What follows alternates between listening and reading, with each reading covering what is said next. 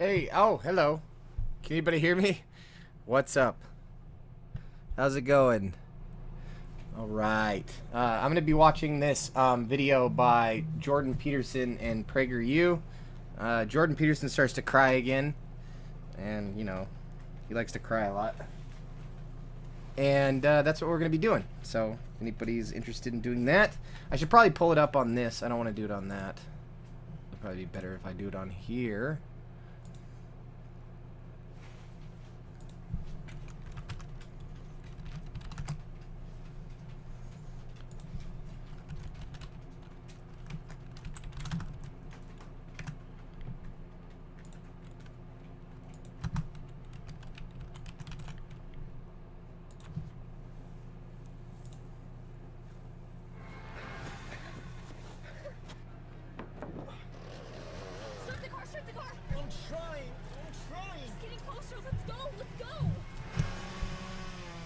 It's a terrible thought. Churchill, this time I've... Because it's actually so bright that No, I'm gonna go from here. Okay. Let's see. We have 3 viewers. Okay. Hello. What's up, Tim? How are you? Yay, my favorite live stream. Next to AIU. Sorry, buddy, but you actually engage with me occasionally. Haha, that sounds good, dude. Next to AIU. Well, I'm glad you like AIU, man. And I will engage with you. I just wanted to... I gotta get this going here first. But yeah, I'm gonna be commenting on this, so stick around. And where was this in the actual stream? I have to do this in order to see.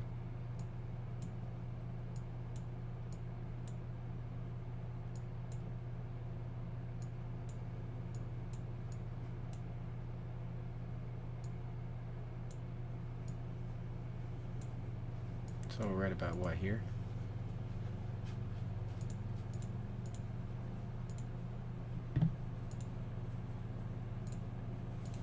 or trouble. The improbability of that should not be underestimated. The unlikelihood that that might be the case. And then the issue of God as well is that there has to be something for something else.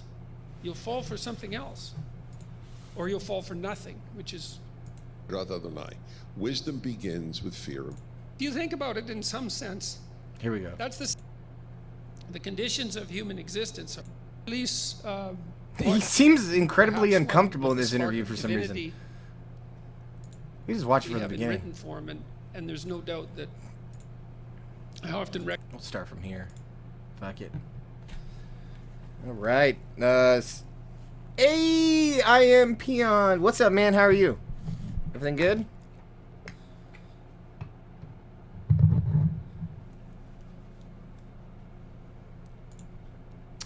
Can you guys remember that Blunty King dude from Twitter? I do remember him. Yeah, I know Blunty. What's any? Oh, Blunty. I thought you meant Bunty, but Blunty King. Yeah, I remember Blunty. Why? What's up? Did he say something? But I'm just gonna start and if you guys can help me with my sound versus the volume of the video, that'd be great. I just want the sound to be good for everybody. And then I'm gonna start it. Just give it a second here. Tim, what's up, man? How you doing? Tim V, my man.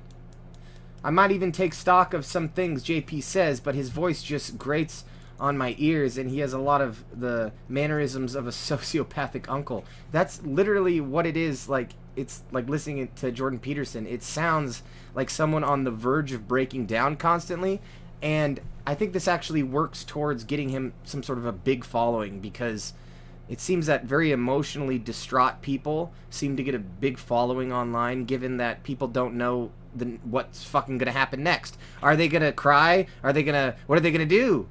I think everyone's watching to see what happens with Jordan. Is he gonna break down and be folded underneath the pressure of his own mind? I think so. Eventually it'll happen.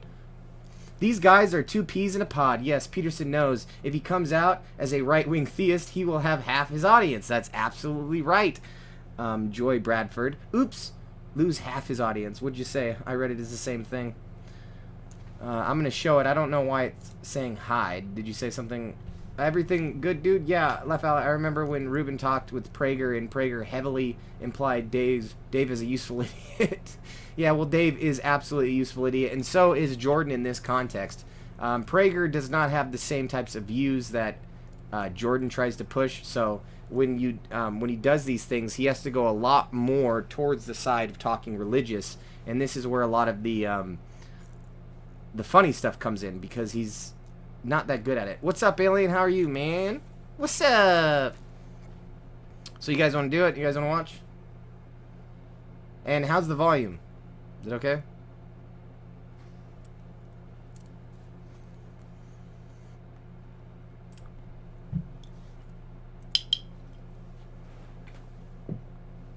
Alright, we're gonna start. Let's do it. And tell me how the volume is throughout, if you could, guys. My students that they read history as a perpetrator and not as a victim or a hero. And people very seldom do that, and it's no wonder. But I would say, perhaps, that I became terrified enough from learning what I learned that I tried to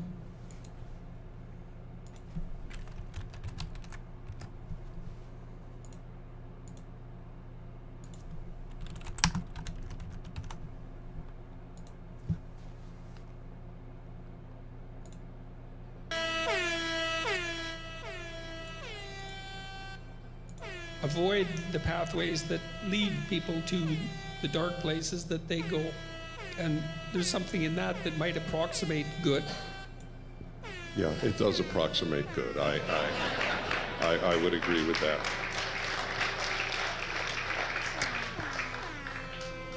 The parallels between us are so eerie to me that in my book on happiness, which came out in '99, I actually have a chapter on the necessity of having a tragic view of life. And then I hear you speak. Hey, I'm depressed. Does that work? A tragic view of life? I got one right here. Like just now, this tragic view of life. I know, he's pathetic. He's more pathetic than I am, and I'm an atheist, and I know I'm gonna die. Jordan. And ironically, if you don't have that, you can't be happy. So it's just If another example. you're not utterly depressed and in despair, then you don't have a good outlook on life. Of this, and that you're getting this message out. If you want to comment on that, please. If not, I'll go on. You are such an. I watch you, and you're such an intense listener. I don't know when you're going to react. So, if you. Well, there's this old idea. You all know this idea. What is it? What's the idea?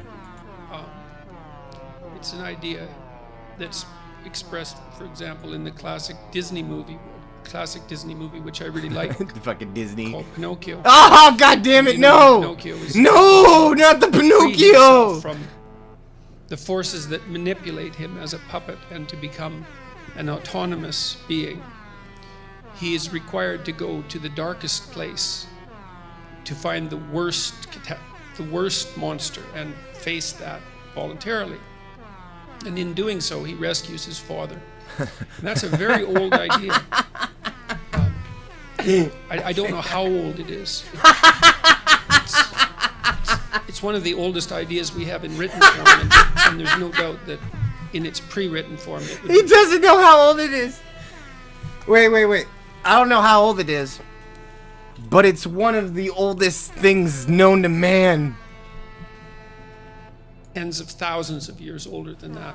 And it's a very strange idea that you have to journey to the darkest abyss to free the spirit of your father.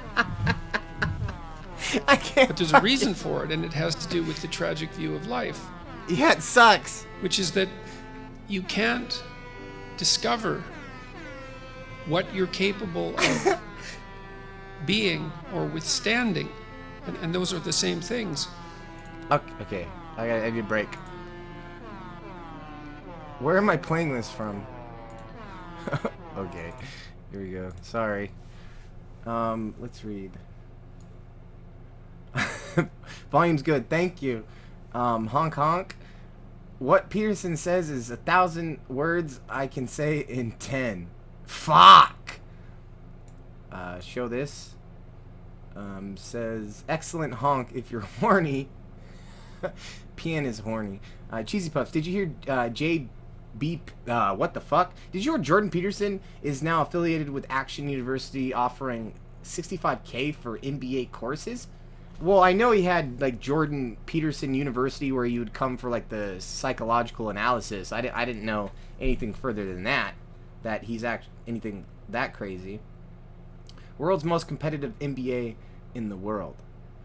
Sorry, I've had a few drinks, so I'm going to be writing a lot, probably. Tell me to shut the fuck up if you need to. Well, I've also had a few drinks, Tim, so you go ahead and do the same for me, my man. And if I see you to be too drunk in the comments, then I'll cut you off. Don't worry about it. Joe Bradford said, yes, I heard that Peterson is a snake oil salesman. When I heard this, I thought of Trump University. Well, that is a very good example of a snake oil salesman, is selling bullshit university to old people, as well as selling PragerU University. I guess that's a term you can use legally without actually being a university. I don't know. Seems like that. Cheesy Puff says to Joey Bradford, can con artist who sold his soul to the globalists? Alright, back to it, guys. If you hide away from any of the things about life that are terrible but true, and the reason you can't discover who you are without doing that is that only necessity will force that out of you. I mean that from the perspective of learning. If you go work in a palliative care ward, you'll learn to deal with death. You'll learn the psychological strategies necessary, the steps. You'll become more informed. Well, is death the end? Is death where it all ends, Jordan? That's what I want to know from you. But it's deeper than that even. How's it deeper? Now, from a biological perspective, that if you put yourself in new situations, in new and challenging situations, that new genes turn on in your nervous system and code for new proteins that produce new neurological structures. And so you can't even be what you are fully biologically. So we're talking about exposure therapy here in a psychological sense. Exposure therapy, I'm not sure if what he's saying is true, turns on new genes or whatever, but I know that exposure therapy does help well in phobias and OCD and these types of psychological disorders. So I don't know exactly where he's going with this. You expose yourself to everything that you can expose yourself to as you journey through life. The old idea of a pilgrimage was predicated on that pilgrimage idea, as is walking the tightrope of life. Chartres Cathedral, the labyrinth. Ah, yes, the labyrinth. The idea that you walk the labyrinth in Chartres and you come to the center is that you traverse every corner of the world, quarter by quarter. Well, that's a fucking bitch. You know how hard that would actually be? If you can't actually, even if you had $1 billion, you couldn't traverse the entire world. It'd be difficult. And then you come to the center. And the center is the center of the church, and it's the center. And the center of being and independence and wokeness. Of the crucifixion, it's the center of suffering. And you can't get to what that center is unless you vigorously jerk off for 5 hours. Signifies without having journeyed everywhere. Oh. And so I don't know where my train of thought is going. So, does it sound good when I say, there's these universal axioms that we all agree with, and the pantheon amount of criticism that is allotted to a certain subdivision of critical voices. The tragic view of life is necessary because it puts you on the journey that... Oh, but then we're right next to each other, Jordan. I'm gonna die, you're gonna die. It's tragic, bro. What else? reveals to yourself who you could be if you were courageous as you could be and as truthful as you could be. If you were as truthful and as courageous as you could be, what is the one rules to life that he has? Speak your truth, or speak truth where lying is where truth is not speaking where it should be. So that would be him not agreeing that God exists or doesn't exist. He just kind of says, well, it's a difficult question. So if you were actually going to take things head on, you might adopt the persona or the idea that you're going to just be nothing after you die. And that would be a real hard landscape to traverse and try to overcome suffering within. But is that what we're talking about? Or are we talking about Jesus and shit? I don't know. It's all over the fucking place. And that's equivalent to discovering, to revivifying your dead father, because you are an ancient creature in some sense, and perhaps one with a spark of divinity.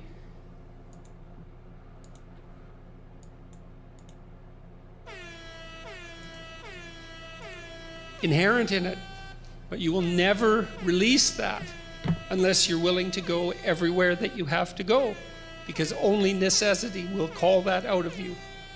And so you can't be happy. Are you happy, Jordan? Is Jordan happy? And you can't be happy. And be complete without, you can't know what you could withstand. You can't have any proper sense of self-respect unless you know what you can tolerate. And if you avoid everything that you have reason to avoid, but should nonetheless not avoid, you... Like answering, hey Jordan, does God exist? Well, I don't want to be boxed in. I don't want to have to tell people because then they'll judge me. won't know who you are, and then you can't live properly. Yeah, you can't live properly when you don't fully explain who you are. Who are you, Jordan? Do you believe? Are you scared of death? Does it frighten you when you go to bed at night? Does Jesus Christ give you some sort of promise of an afterlife? What is it? Damn it!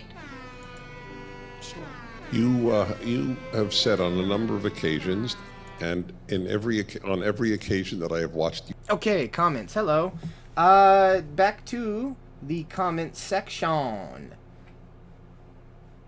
Here we go. Not accredited university. No, the sad thing is Jordan is in the history books now. Like, I bet there are so many other psychologists who have something more worthwhile to say. Yeah, dude, think about it. He's going down as one of the most profound people of all time, right? And there's probably so many other people right now trying to do their thesis statement as like as a master's and trying to change the world. And here Jordan is giving platitudes among platitudes, thinking that, oh my fucking goodness. Yes, I didn't know that I should do this, Jordan. My goodness, are you okay yourself? Because it seems that you're struggling, my man. Oh, what the fuck is he talking about? He jumped from tragic elderly care to Labyrinth? Transferring across the earth to center of the earth and taking a journey. So what he's saying is that nobody could finish the journey because nobody could experience everything. Right. Yeah, okay, yes. So then tell the truth. Robert Downey Jr. has experienced everything. I don't know, man. Maybe not. He's still got some life to live. Maybe he'll make an Iron Man 4. Then identifying my dear father, I can't believe I'm hearing this, and some people worship this idiot. Yeah, I'm right with you, man. Jordan Peterson headstone. I came, I saw, I got boxed in. I love that. I fucking love that, Tim. Yes. I was here, I saw. Don't box me in! You say it. Not a single person in the panel, you often talk on panels, Yes, not he does. one person has ever actually reacted to it. I totally get it. Nevertheless, it's one of the most important things you regularly say. You live as if there is a God. Oh God! Oh God! correct? Wait, one sec. I gotta.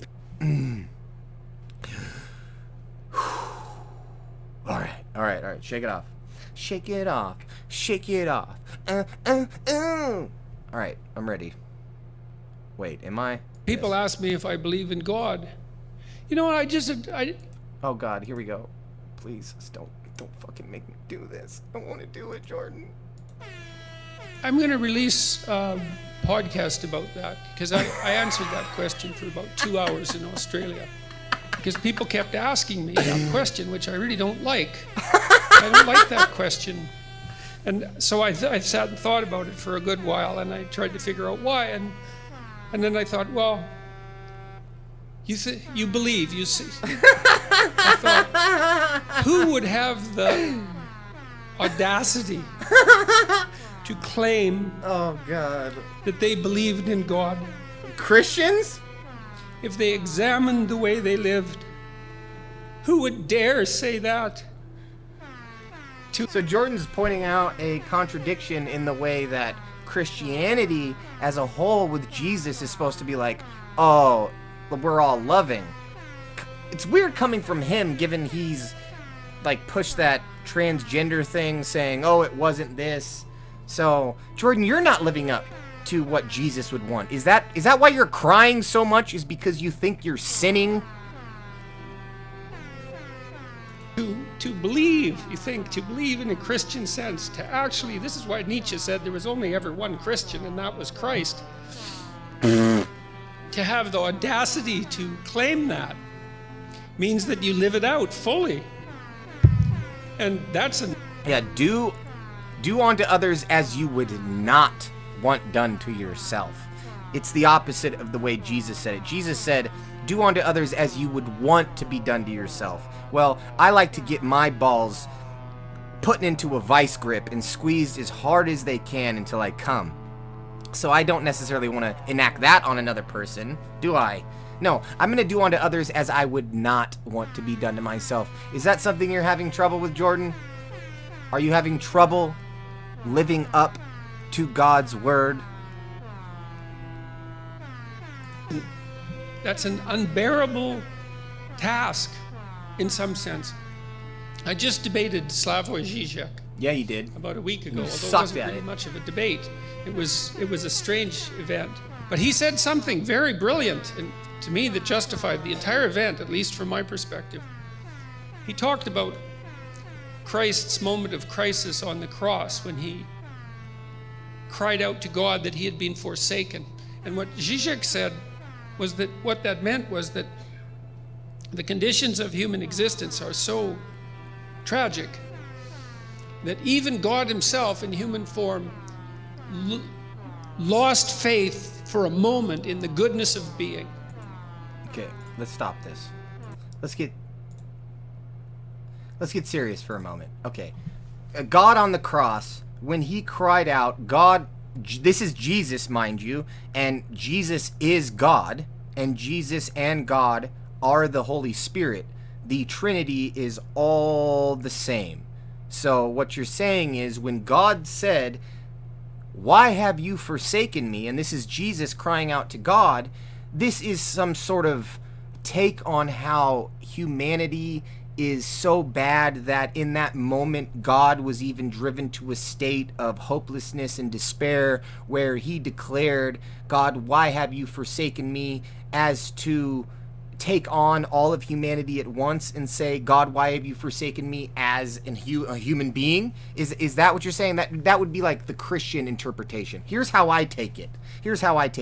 It's a false prophet, one who came into Jerusalem and said that I am your God, and then they crucified him, and he was some sort of hillbilly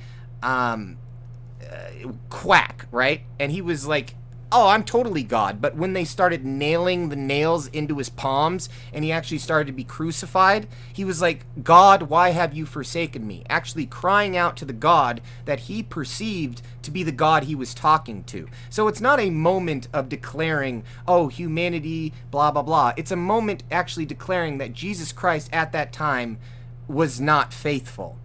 And how you could construe that in any other way is beyond me. Jesus Christ himself cries out to his Lord, why have you forsaken me? What other context would that mean other than the fact that you allowed me to be crucified? right now. As in, I'm in pain, why have you forsaken me? Yes, let's go about in our minds and turn this into a bout of mental gymnastics where we can get on the other side of sentences that clearly mean one thing and construe them to mean another. You want to give me your Patreon money yet? And I thought that was a remarkable observation, because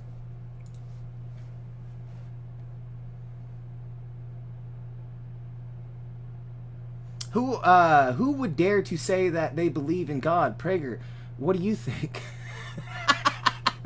That's true. He's like, who would possibly come to grips with the fact that God would want all these things from you? And then Prager's like, hey man, I did this like when I was 12. Get with the program. Hat phone stapler 22 said, Jordan Peterson and Prager, I can't imagine two people who are more worthless. I'm more worthless, Tim says. But then again, you don't know me yet. So, well, Tim, he'll find out by himself. Dennis, they're foaming at the mouth, hoping that Jordan says his daddy friend is real. Like, that's exactly right, Alien. It is this, like, this whole process of trying to pull this shit out of Jordan while he's still trying to remain Jordan, right? This, like, neutral person. But it's incredibly hard when you're up against someone like Prager. Because you obviously, the whole reason you do a Prager conference in the first place is because you have some sort of affinity for God. Yet Jordan sits here and exclaims over and over again, I don't know. I don't fucking know, but I'm on PragerU. I think he knows quite well. He just cries about it a lot because he's a fucking loser. I don't know. You nailed it. Thank you. If you were going to start a cult, your first commandment should be, don't worship anything but me. Brilliant. Exactly. The first commandment, thou shalt not worship any other god before me. Unless it's Jordan Peterson and a lobster. well, if God himself would lose faith under such conditions, what would you expect from normal human being? Yeah. Oh, how about this? Remember when it was the one where the guy had to have his hand poked inside Jesus's ribs? I don't remember who it was. I think it was John, or it was the one who was very like unbelieving of God, and then he came to be convinced, and it was the person that God said eventually at the end, I'll be back in your time. You know, Jesus, when he left originally, he said, I'll be back within your lifetime, talking to one of the prophets, and it's been 2,000 years. So, I don't know, you know, if that motherfucker who had the rib, his finger poked inside Jesus's rib had a hard time believing, what chance do we have with a shoddy book that isn't even a history one? It's not to say we're not trying, right? I think a lot of us are trying to figure out the world, and I think a lot of us looked at Christianity as a plausible explanation, and then we come to know eventually that it's actually just a big fucking stupid book. But Jordan's like, but it's important. He's confronted with what we're confronted by, and wait, don't go yet, Jordan.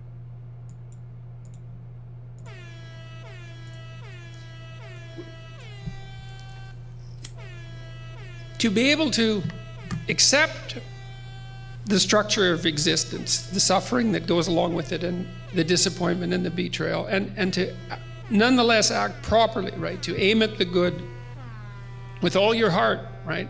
To dispense with the malevolence and your desire for destruction and revenge and all of that, and to face things courageously and to tell the truth, to speak the truth and to act it out.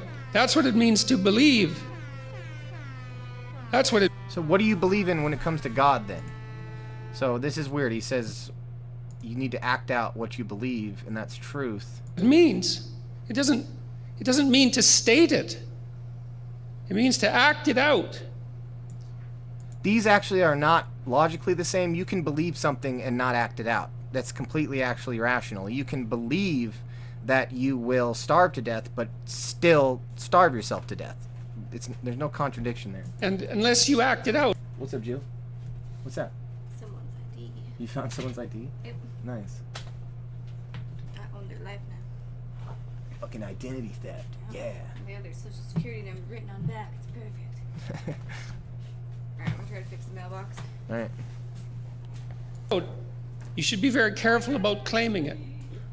And so I've never been comfortable saying anything other than I try to act as if God exists, because It's like he turned to PragerU like he was God. He was like, he turned to him and he's like, I can't actually believe because it means a bunch when I do. God only knows what you'd be if you truly believed. I mean, if you think about it, and You'd be like him. You'd be like him. You fucking idiot. This guy right here. Look at him. He believes. And you're over here going, oh, if I only believed, I'd be a fucking psychopath or something. Whatever Jordan's trying to say. But Prager believes just fine. And he's searching for you to fucking scream it out like Tim said. Or another person said. He's wanting you to say, and I have to believe in God. in some sense, that's the central idea in Christianity, is that if you were capable of believing, it would be a transfiguring event. So, have you transfigured? Are you transformed? Are you Optimus Prime? A truly transfiguring event. And I know people experience that to one degree or another, but we have no idea. But when they experience in a Christian sense, they really fucking mean it. When I'm transformed, when Jesus Christ touches my heart, it's actually fucking real. What the limit of that is, and we have no idea what the possibility is within each person if they actually believed in some sort of indoctrinated book that was written by ancient people. You know, we just don't know what happens when people grab on to ancient ideology and dogma and they start to interpret that upon other people in the world. We just don't know what happens. The Spanish Inquisition lived a life that was maximally courageous and maximally truthful. You know, because maybe you're running at 60% or 70% or 20%. Yeah, I'm running at about 60% patience, Jordan. 60% fucking patience with you. Because my fucking God, you started off 2 minutes ago talking about how you're scared to believe, yet have come to no conclusion on that belief. Are you scared? Are you gonna believe? Who fucking knows? Let's wait and see. Jordan Peterson, 2000 fucking... percent, and at cross purposes to yourself. God only knows what you'd be if you believed. And You'd be a Christian, you fucking dumb fuck. Well, I act... Hey, if you believed in Jesus Christ, God knows what you would be. A Christian. If you believed in Jesus, what would you be? A Christian. I try to act like I believe, but I'd never claim that I manage it. I try to appease you fuckers. I constantly try to appease you fucking religious freaks. But I don't know if I can live up to every single goddamn thing that is requested from above. I don't know if I can live up to every expectation you fucking Christians have. So I haven't really exclaimed that I'm Christian yet. Because it boxes me in. You fuckers? Quit boxing me in. Because it's a lot to manage. It's strenuous. It's and strenuous. you have to be careful about claiming to manage things. You got to be careful about claiming to have committed a murder. You should really be careful about that. Let's say there's like a local murder that happened and you call the police and you go, I committed that murder. You should really be careful about admitting that. I don't know if you should be all that careful about admitting that you believe in Jesus or God, given that literally every fucking douchebag around me says he believes in God and what it does for his life. Yet you have a hard time exclaiming these things. Cause why? You have a hard time fitting in with this group and that group, so you're gonna play the middle ground? Or are you actually crying? Or are you actually crying because you don't know if you can live up to God's expectations? What are you, 5? Do you think you're going to hell? The fuck?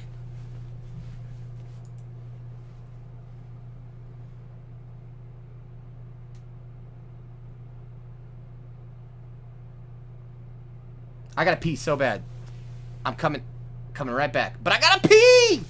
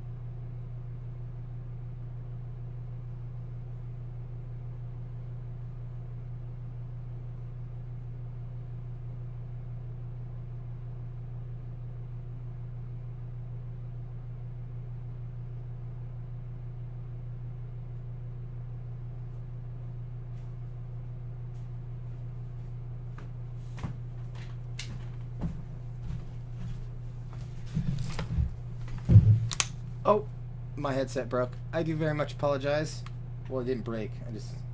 It came out from where it once was, and I fixed it. Do lobsters get red balls or blue balls when rejected by a chick? Green, actually.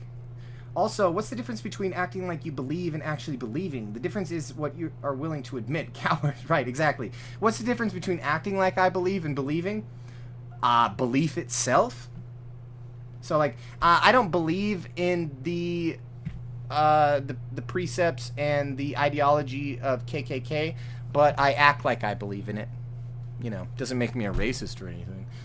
I'm wondering what Prager is thinking. He is saying to himself, whose idea was it for me to sit with this lunatic? Whoever arranged this little sit down is going to be fired, right? It doesn't...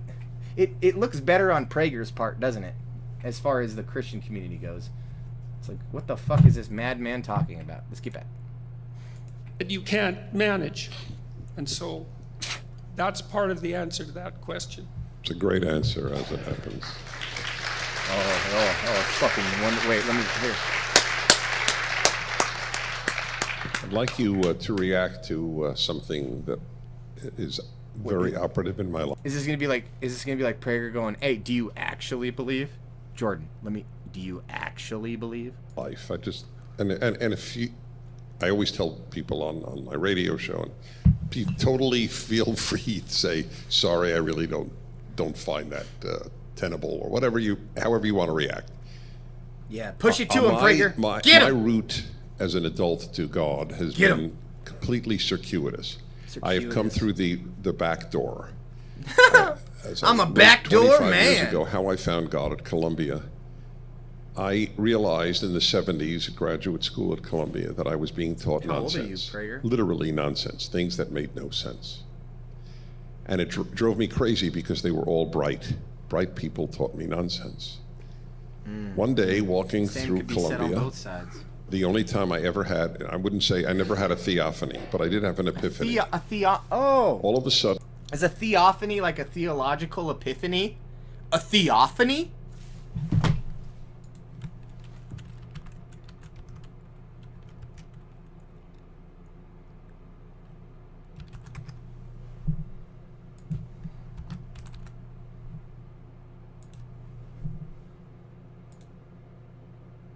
A visible manifestation to humankind of God or a God. Got it! I knew that shit. Didn't even have to look it up. I heard theo. That's theological. Just put the rest together. Theophany. It's like a, what would that be? Like a cacophony of theophany. It's a apostrophe. Fucking stupid. Okay, wait. Here we go.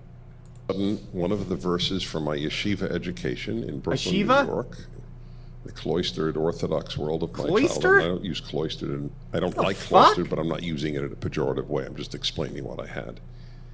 And all of a sudden, one of the verses that we said every morning in kindergarten, first grade, and second grade, for the first time since second grade, came to my brain. Reshit Chachma Yirat Adonai. Wisdom begins with fear of the Lord. Changed my life. There's no... So wisdom begins with fear of the Lord, and if the Lord were to be eternal hellfire, if you were to not abide by what the Lord says, then knowledge is simply that what the Lord wants. So that's not knowledge, that's compliance.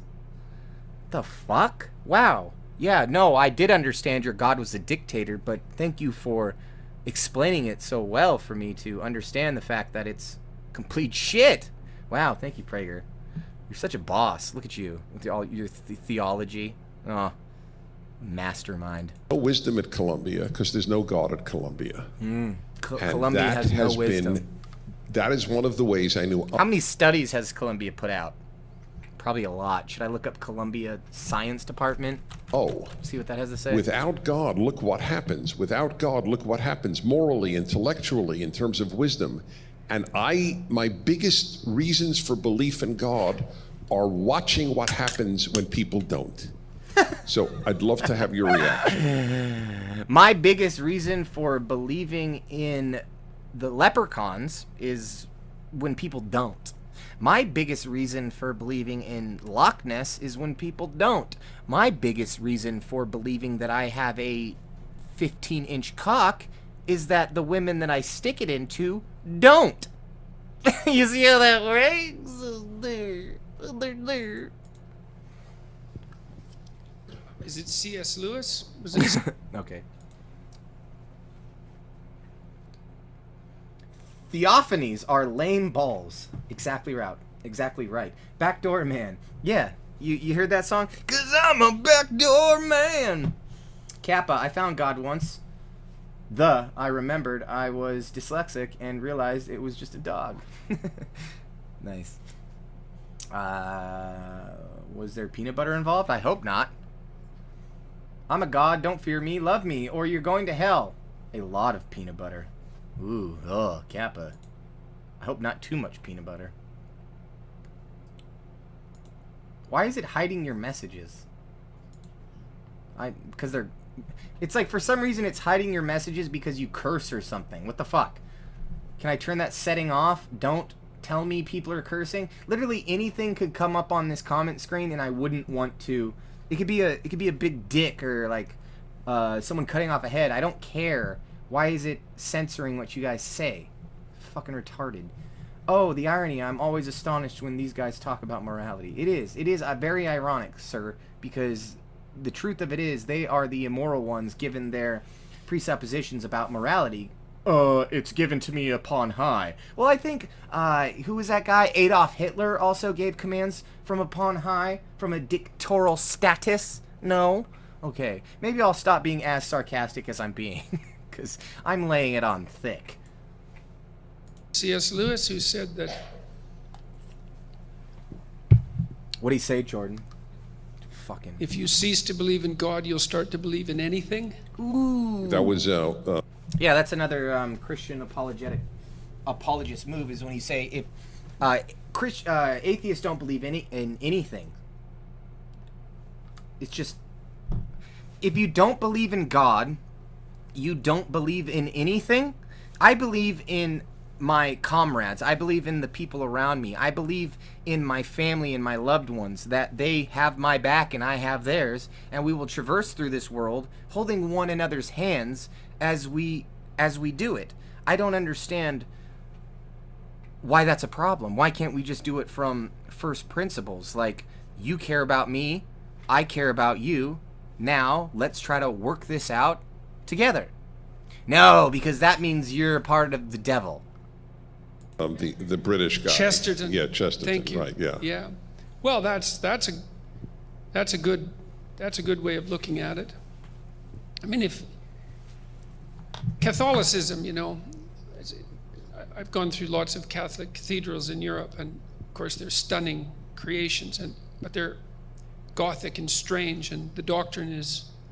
Have you seen the cathedrals of Muslims? Have you seen the artwork and some of the really great pieces of art that come out of religion? It comes out of religion given that people have a very strong feeling about that. What you are seeing is a human condition. It's not pointing towards something higher or upon high because someone creates great artwork towards something that is not proven. I could make a great piece of art that was about the Loch Ness Monster, and because it was a great piece of art, gives no credence to the fact that that piece of art that I was trying to depict, or that being, is real, because it was beautiful. Something that is beautiful or designed or looks designed does not point towards a creator.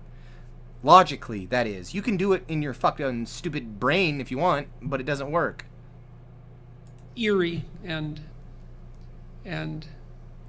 complex and surreal, and the biblical writings are the same. Think of a book like Revelation, for example. Oh, that's a good one. That's a good one.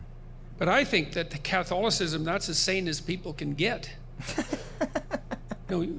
What? Broadly speaking, is okay. Catholicism is sane as people can get, generally speaking. Flat Earth is sane as people can get, generally speaking. Without all the science. We need a metaphysic, a narrative metaphysic to hold us together. Here's the metaphysic. Okay, so Physics is the actual thing that takes place in the world. Metaphysics is what takes place in our mind. It's just a distinction between thoughts and what we know to be true. A metaphysical reality is not a part of the physical reality. So maybe the metaphysics we take upon ourselves is that there are actual physical things around us. So our metaphysics can consist in saying that I live in a world where things continually exist around me. Now, apart from that metaphysical precept, I don't know how you would get to a God other than there are other things around you. So yes, please, Jordan, goddamn, tell me how your metaphysical structure necessarily proves a non-metaphysical structure? What? You see, God's real, and a metaphysical structure proves that he's real in the physical world. And it has to be predicated on something that's transcendent and absolute. No, it doesn't. No, it doesn't. He's just saying that. And if you lose that, then you'll fall for something else. You'll fall for something else. Like Or your you'll fall bullshit? for nothing, which is no better. And I learned that from reading Nietzsche. And Because I don't fall for Christianity does not mean that I'm a bad person. There are many ways to achieve a moral life, not just your way. So by saying, if I don't believe in what you believe in, then I believe in nothing at all, is simply saying, if you don't think what I think, then you are literally absent of thought. That doesn't seem right, does it? Oh, because it's not right. It's literally some of the stupidest shit I've ever heard in my life. I learned that from reading Dostoevsky. And this is the problem with the rationalists like Sam Harris and the atheists, Dawkins. I'm an atheist. You know, they believe that if we dispensed with our superstitions, we'd all become Harris and Dawkins. Why does he say that? If we all, well, first off, if we did all dismiss with our superstitions, we would become more rational.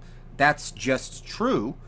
But he's framing it as if we just were to become rational, then there would still be things inside the world that are emotion-based, like pain and suffering. That doesn't mean that reason can't help in pulling along what our emotions are. We obviously have to be reason-based when we're talking about what we do with our emotional pleas. I want to save 5,000 people in Africa. Well, we have to do that with this serum, and this serum is actually going to end up killing more people than it saves. Well, I still want to help the people, and that's going to help these 5,000. Well, it's going to end up killing 500,000 more. Well, I still have the empathy in saving the 5,000. That's empathy. It's completely different. There is empathy and reason. Both these things need to be there in order to make a correct decision. Who says I'm just going to be completely emotional and make a decision? I'm going to be completely rational. It's like either you're a fucking 14-year-old schoolgirl or you're Ted Bundy justifying his murders. One or the other. What you going to fall on? I am somewhere in the middle. Don't box me in. Rational beings devoted towards the good, however we conceptualize that for rational reasons. And I don't believe that, because I don't believe that we are rational beings fundamentally. I think we're deeply irrational. It's amazing that we're not rational beings, so I think it's perfectly fine that we're not rational beings, is literally the sentence he just said. We're not rational beings. And then he'll go to say why that's okay. But the thing is, why bad things happen is that we're very emotion-based, and we don't use reason to guide us. Reason is the other half of the coin. And to depart from reason is to depart from emotion as well, because they are the same thing. To think that they're different, incredibly different, is ridiculous, because when someone is emotional, they're giving reasons to why they are emotional. There is no way of getting around the fact that you reason through everything, and you are emotional about everything. It is the same, it is the human condition, but these people go, well, God's emotional based, and science is reason based. Well, I don't think the distinction between the is, the ought, the descriptive, the normative are that different. when we actually break it down, because the people that are talking about logic are already have concepts with inside logic that conceive of values. Like, the value in logic is we want truth. So logic is apart from emotion? Well, no, obviously it's not, because the whole concept of logic is derivative of truth, and that's an emotion. So I just truly do not understand this idea of emotion versus reason. It's a misnomer. We can all sit in this room together without tearing ourselves into shreds. And I mean that. It's really quite a remarkable thing that all of us who've come from all over. Let's read comments.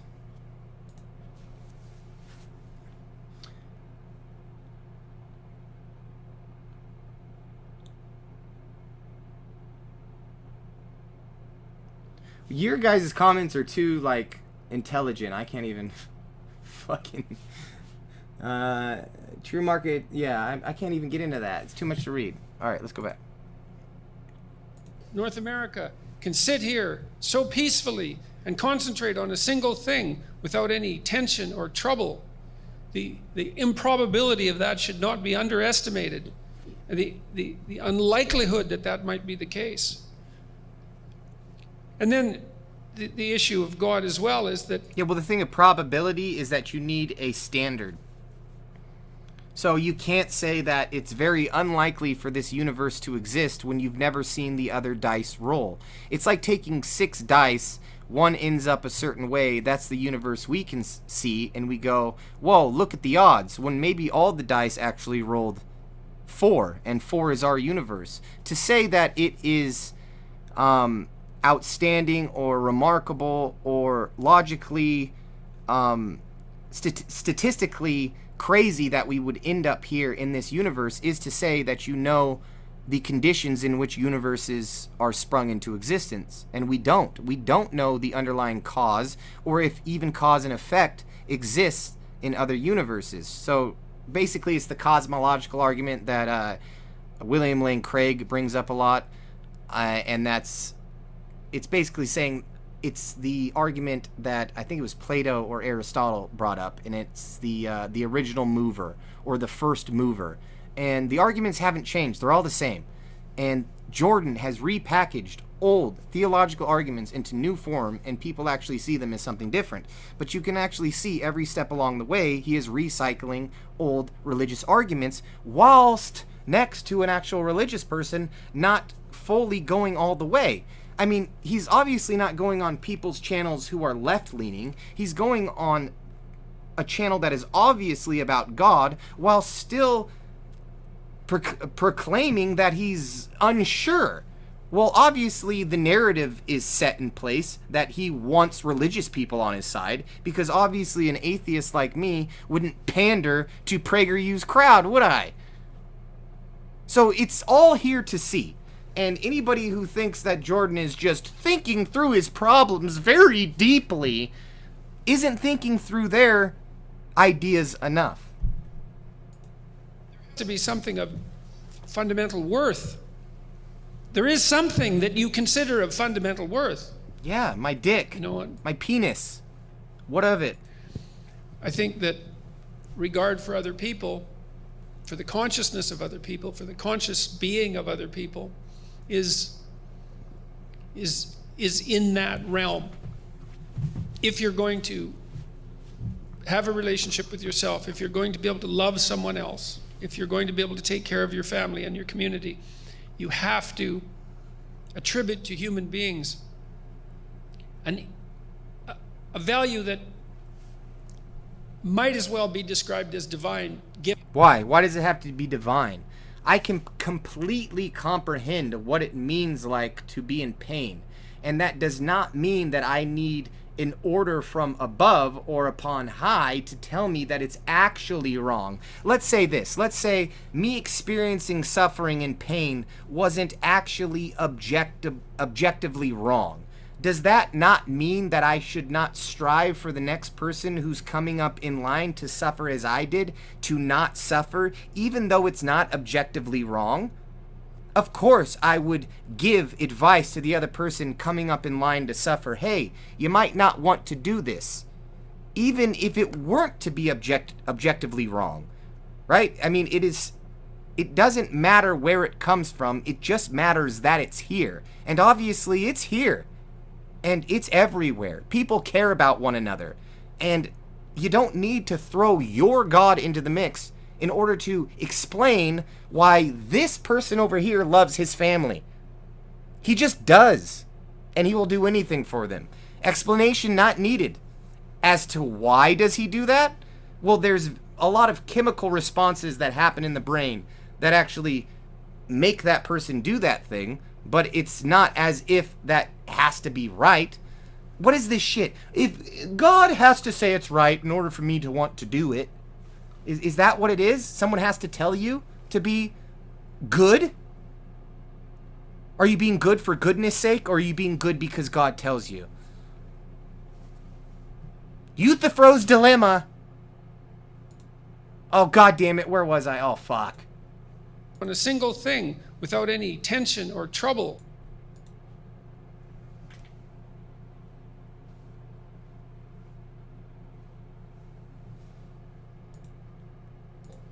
The improbability of that should not be underestimated. The unlikelihood that that might be the case. And then the issue of God as well is that there has to be something of fundamental worth. There is something that you consider of fundamental worth. Yep. You know what? You know what I don't consider of worth? Your incoherent ramblings. It's not of much worth to me. I think that regard for other people, for the consciousness of other people, for the conscious being of other people, is You're getting there, Jordan. Is in that realm. Okay, it's in the realm, but so you're trying to make some sort of distinction here between caring for others and the requirement to care for others, given your idea of what objective means, and that would be the transcendent. Now, one could mean transcendent as in promulgated through God throughout people, and others could mean it as just being a part of what we already are and what we tend to do. Like, it does not have to be said something is right in order for everyone to agree and feel as if it were right. I mean, literally, think of this. If everybody in the world were to be enjoying themselves as of now and to be perfectly on the correct path, and then God were to come down and say, actually, you're doing it completely wrong, start pillaging, raping, and gutting one another, that would necessarily now be moral because God said it was. And there would be no good despite what God says. And that is the objection to basically morality from God. It's just morality given. If you're going to have a relationship with yourself, if you're going to be able to love someone else, if you're going to be able to take care of your family and your community, you have to attribute to human beings a value that might as well be described as divine, given that it has to be the ultimate value that you hold. And I see... do you see how he leaps in logic to say that it must be because it has to be? What? It seems to me that it's not unreasonable to associate that value that is intrinsic in humanity with something that's metaphysically real, that's part of the structure of reality itself. Okay, so it's metaphysically real, then it's also a part of the physical world, so it's not just metaphysical, it is actually physical, and to think of something in a metaphysical sense makes it a part of the physical world. It's actually like the argument from William Lane Craig, and he actually argues something into existence. If there were to be an all-powerful God, then he would exist in all possible worlds. If an all-powerful God were to exist in all possible worlds, he would exist in our world. If an all-powerful God exists in all worlds and our world, then God exists. Some shit like that. But this is not, it doesn't logically follow to say that because I think of things on an emotional level that seems to be a departure from reason, and that can't be of the physical world because I have emotions, even though those derive from the physical world. It has to be from some metaphysical thing that I think of that actually isn't a part of the physical world, but because I think of it so much, it must be. I can't do it, man. It's just there's no way to get to God. There's just not, logically. But he does it emotionally, and everyone's like, lobsters! And my sense has been that it makes,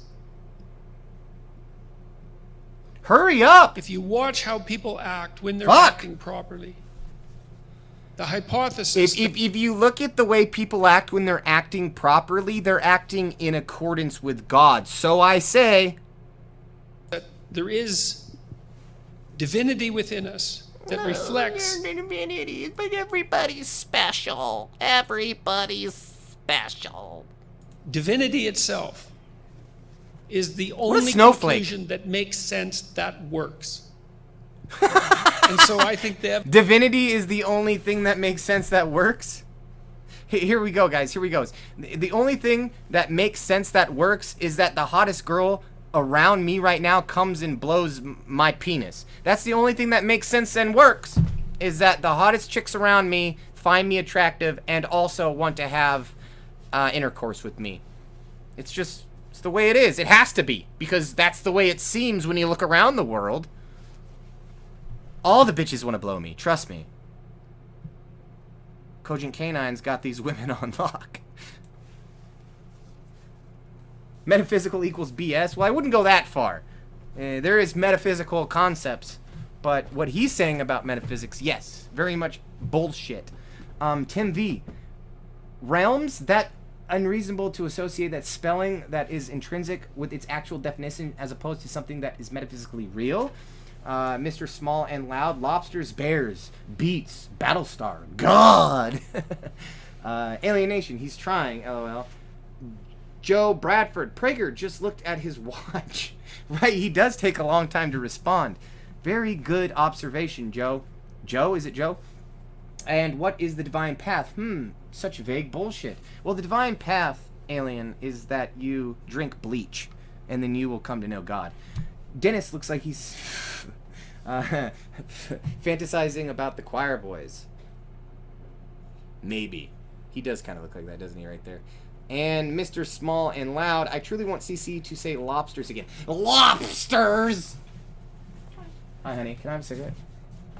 Oh, they're right there. I didn't even see them? You don't look I'm like such that. a pathetic person. Yeah, you are.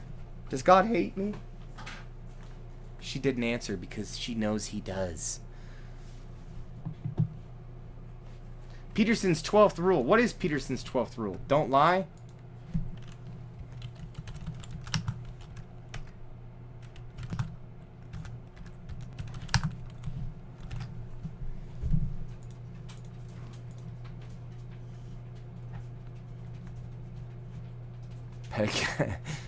This one, set the house. This one right here. Where's the lying part? Tell the truth right here. Or at least don't lie. Tell the truth or at least don't lie is, well, we should probably talk about this, is being unforthcoming with the truth, lying. And let's say you're asked a question like, are you above 190 pounds? And you sit there and you go, well, I'd never wanted to really be boxed in on whether I was over 190 pounds or under 190 pounds. And I just kind of wanted to be the weight I was without the social pressures of what weight I should be. So I choose to be no weight. And don't box me in.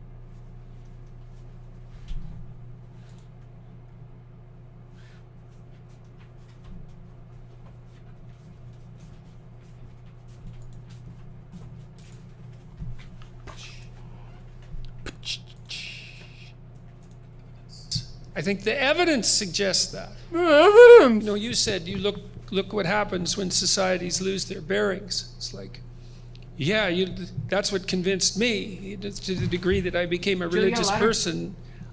Wasn't as if I discovered God. It was more like I discovered Satan or discovered the devil, and certainly believed that very powerfully, metaphysically or not. You don't have to read that much about what happened in Nazi Germany or what happened in the Soviet Union or what happened in Maoist China. To know that the devil is real? What continues to happen in many places around the world. To know that evil is real? To be convinced that there's a great darkness. And it seems to me that if there's... Yeah, you know what the great darkness is? It's people like you that deceive other people. The great darkness that consists in life is dishonesty. Because if everyone were to be truthful about their problems and then be truthful about the way that they perceive them and then act upon them, there wouldn't be problems in the world. It is deception, it is lies, it is coercion that takes this world and throws it off the fucking tracks. Now, I accuse you, Jordan, of being one of these exact people by doing this exact thing that you say is somehow staving off the problem of evil. I would say you are contributing to it by not following one of your exact rules. If you aren't, speak the truth, even if you don't know what it is or whatever the fuck that is. But I can tell you that you are being very vague, and that's on purpose. And that's to try to gain a very big following, something I don't try to do. Something people like this try to do. They will do anything. They'll go out of their way to try to gain audiences and then keep them there by any means. Lie to them, sell them things. They're dishonest people. I think Jordan is a very dishonest person, and he sells this idea of happiness when he's probably the saddest person in the fucking world. Now, if you want to be happy, follow my 12-month course. It'll cost you $2,000, but text me anytime as long as you have your credit card ready. There's a great darkness, then there has to be a great light. And What? No, the first part of that is... No. That's just like if you were to think that like darkness and light with evil and good somehow is a complete parable to, not a parable, but a complete, the same thing as actual light and darkness. You would be right to say that darkness could not exist without light, but when you mean that in some sort of like a metaphor, it does not hold. But he's actually saying it as the metaphor is fact. Don't lie, Jordan.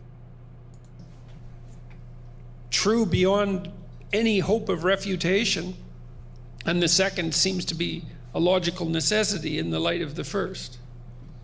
Not really. Powerful line that you did. I feel so obviously the same. I want to talk to you about the darkness. The darkness. So I've often said, Oh yeah, this is gonna all get of my good. life really,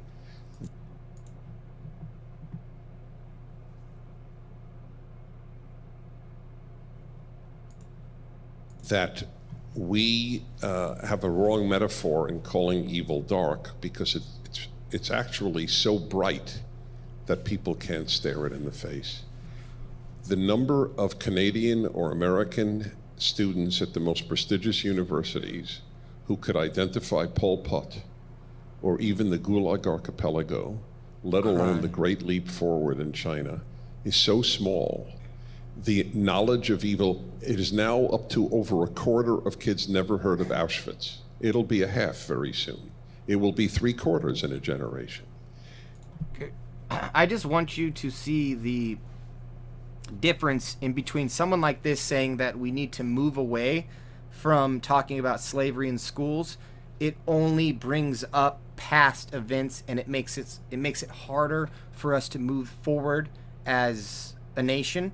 Take this example of him saying that people don't even know what the Gulag Archipelago is, or the communist Stalin's communism, and they don't know what this is, or Hitler's rise is. Now they will say this, and they'll say, they should know these things, but when it comes to understanding what America did to hold entire populations back, well, we should forget about that. Let's not talk about that. Also, the Native Americans, it's really making us divided as a nation. Hey, but we should really talk about these other things.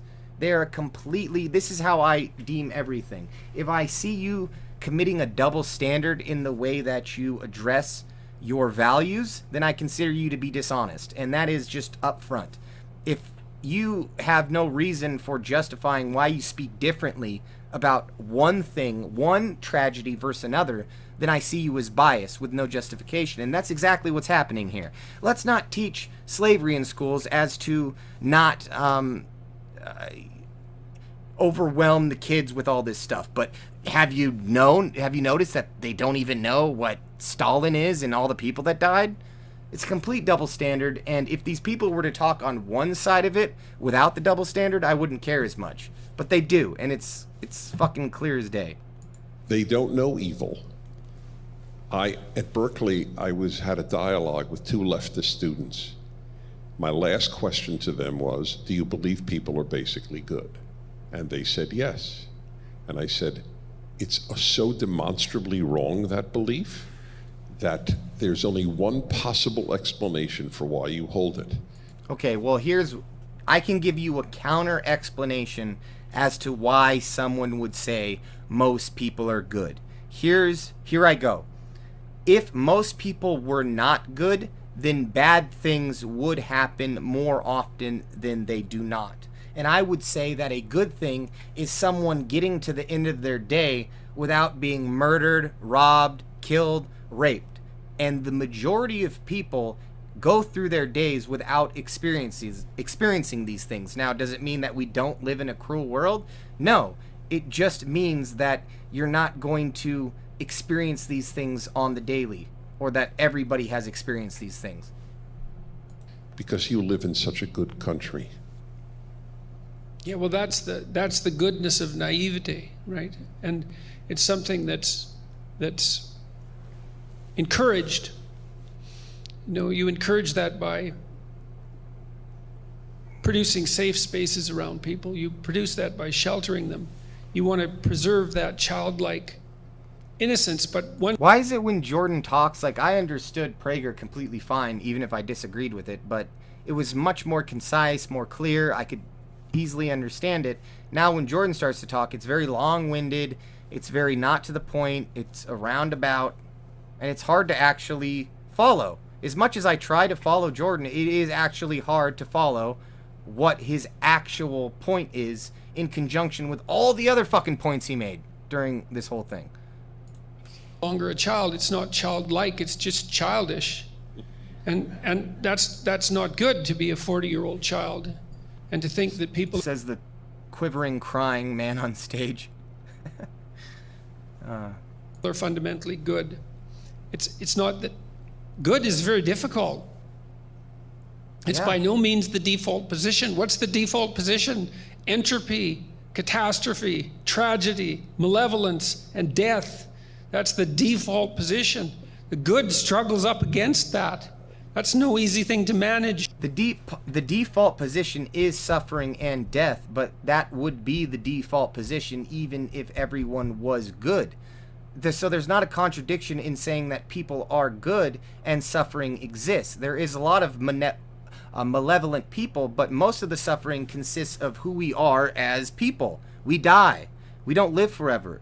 There's diseases that can happen to us. You can have a kid and they can die within a week.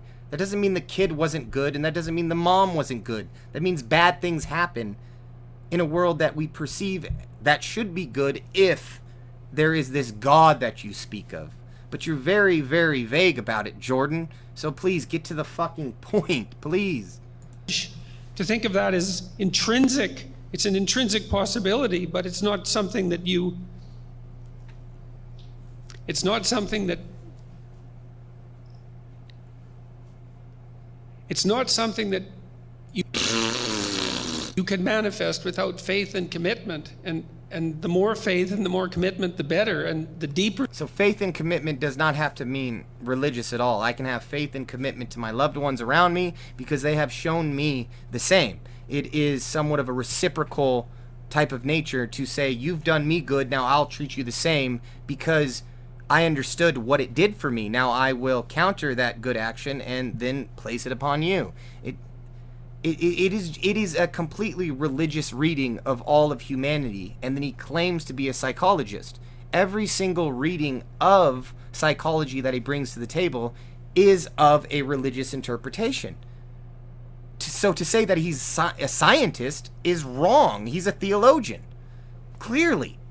Look at how he tries to tie everything back into ultra meaning, when meaning doesn't necessarily matter when it comes to diagnosing someone. They are doing what they're doing. And then he goes, they're doing what they're doing because malevolence exists, and then we have to see each other as individuals, or else that also means that God exists because we see each other as individuals. What? For the better, and it's the most difficult of things to do, and it's appalling to teach people the alternative. And I know that I can speak of this clinically. I know I can speak this mechanically.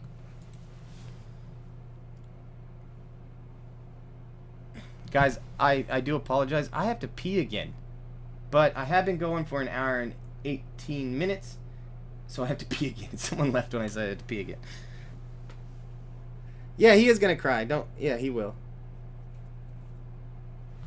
Whenever Peterson stops talking, Prager says, "Man, that was powerful, Jordan. Whew, Jordan. Blew us away. Another sweet, sweet morsel of truth."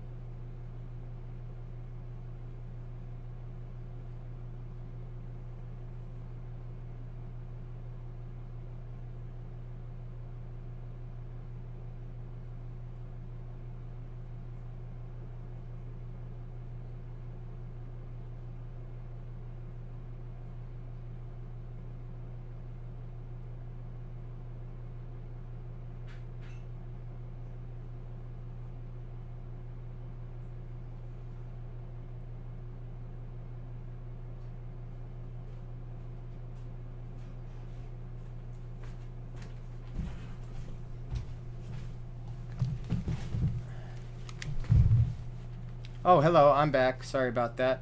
I just want to say that 7 people in here is like, is amazing, and it's probably to say that God probably wouldn't exist unless there was 7 people in here. So the fact that there is 7 people in here means that God exists. I'm pretty sure. I think that's the way it works. His prostate is... Come on, alien. Were you gonna out me like that? Whatever. Look at Prager right now. He looks like there is vomit in his mouth. There is. It's about to come out. The people who are most prone to post-traumatic stress disorder are naive people. And this is well known clinically. This is well known. It's well known clinically. Fucking. It's questionable, or unorthodox. If you believe that people are basically... I just wanted to let you know that the majority of reasonable scientists agree with this. It's not far off to say that the clinical science supports this. You know, I am speaking from authority. Good, and that the world rewards goodness with good in return, if that's your fundamental belief. No, it doesn't at all. At all. That's the complete opposite of the way the world works. You can act good, and that'll be the only benefit you get from it. And that's what it means to act moral. To act moral is not to act moral with the afterwards you get some sort of reward. To act moral is to do that thing without reward. Because if you were to do it with reward, would that be moral? Hey, yeah, I saved this person's life because this other guy gave me $5,000. I jumped in the pool to save this little girl who was drowning because this guy out of the pool gave me $5,000. So, is that moral? Sure, he got the kid out of the pool, and that's a moral act, but was his intention to be moral? Is really the qualms we're getting into here. It's philosophical, and Jordan sucks at it. That there's not really any such thing as evil. And you encounter someone malevolent, which could be yourself. It is! It is me! God damn it! Ugh! Well, that's often what happens to people who develop post-traumatic stress disorder. You know, it's very common that people I have post-traumatic flesh disorder. Is the one time I had sex, and now afterwards it's the only thing I can think about. because they've done something so incomprehensibly morally repugnant that it's damaged them psychophysiologically and they cannot recover. It's very common among soldiers. It's not what they saw, although sometimes it is. It's what they did. They have It's not what they saw, although sometimes it is. It's what... no framework within which to conceptualize it. If you have no theory of evil, if you have no theory of good and evil, if you have no metaphysics... Again, I have to stop this right here. It is literally really dumb to say that if you have no theory of evil, you can't experience it. Or you can't experience suffering or pain if you have no conception of right or wrong is just silly. It's silly. You experience suffering, pain, and evil without the comprehension that you are experiencing it on an intuitive level. To say that you would have to know what suffering is at an intuitive level is to say that a lot of people don't suffer. It's to say that a cow doesn't suffer or a pig doesn't suffer. There are different levels of suffering, but the way he's literally the way he phrases everything is wrong. I could just say that. And someone malevolent touches you, you're done. You're fucking done. And so, adios, amigo. telling people that human beings are basically good and that evil doesn't exist makes them... You see, he added that second part in there. Humans are basically good. And evil doesn't exist. No, people are basically good. Evil exists. No contradiction. No contradiction. But he takes it as this. Evil exists. There's a contradiction. Because there's good people? Is the population not taken as one, but can be divided into individual people? Individualist versus collective? Isn't that your thing, Jordan? for the picking by the malevolent. And there's nothing about that that's positive. It's mere cowardice masquerading as virtue. It's the devouring mother from the Freudian perspective. Oh, God. I'll keep you innocent. I'll keep you young and naive. And Does that mean I want to have sex with her? If it's from the Freudian perspective? nothing will ever come to harm you. It's like precisely the opposite is the case in life. Who is saying different? Who is saying that any different than what he just said? But very profound, yes. There's good people, evil exists. There's a war going on. Culture war. That is why, by the way, I truly, yep.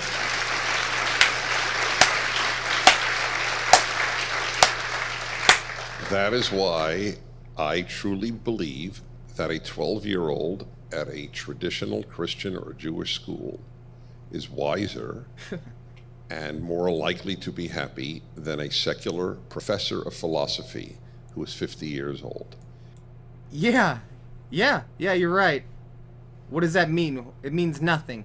He literally said a kid is happier than a philosophy professor. Well, maybe that would be because the philosophy professor has a deeper understanding of what the world is, and the girl that you explained has a very shallow interpretation of what the world is, given childhood. And that's what childhood means, is it not? If you were a child and had a complete understanding of what the world was when you were an adult, would you be considered a child other than the means what your fucking body is? No, because we conceive of children as their input in their brains, and it's not as much as a fucking grown-up. So yeah, I would say that any fucking adult is probably less happy than a 14-year-old. Oh, no, wait. No, it was the Christian 14-year-old that was happier than the professor secular atheists. Now that makes it better, doesn't it? No, children are happier than adults. Oh, that doesn't make it sound as stupid.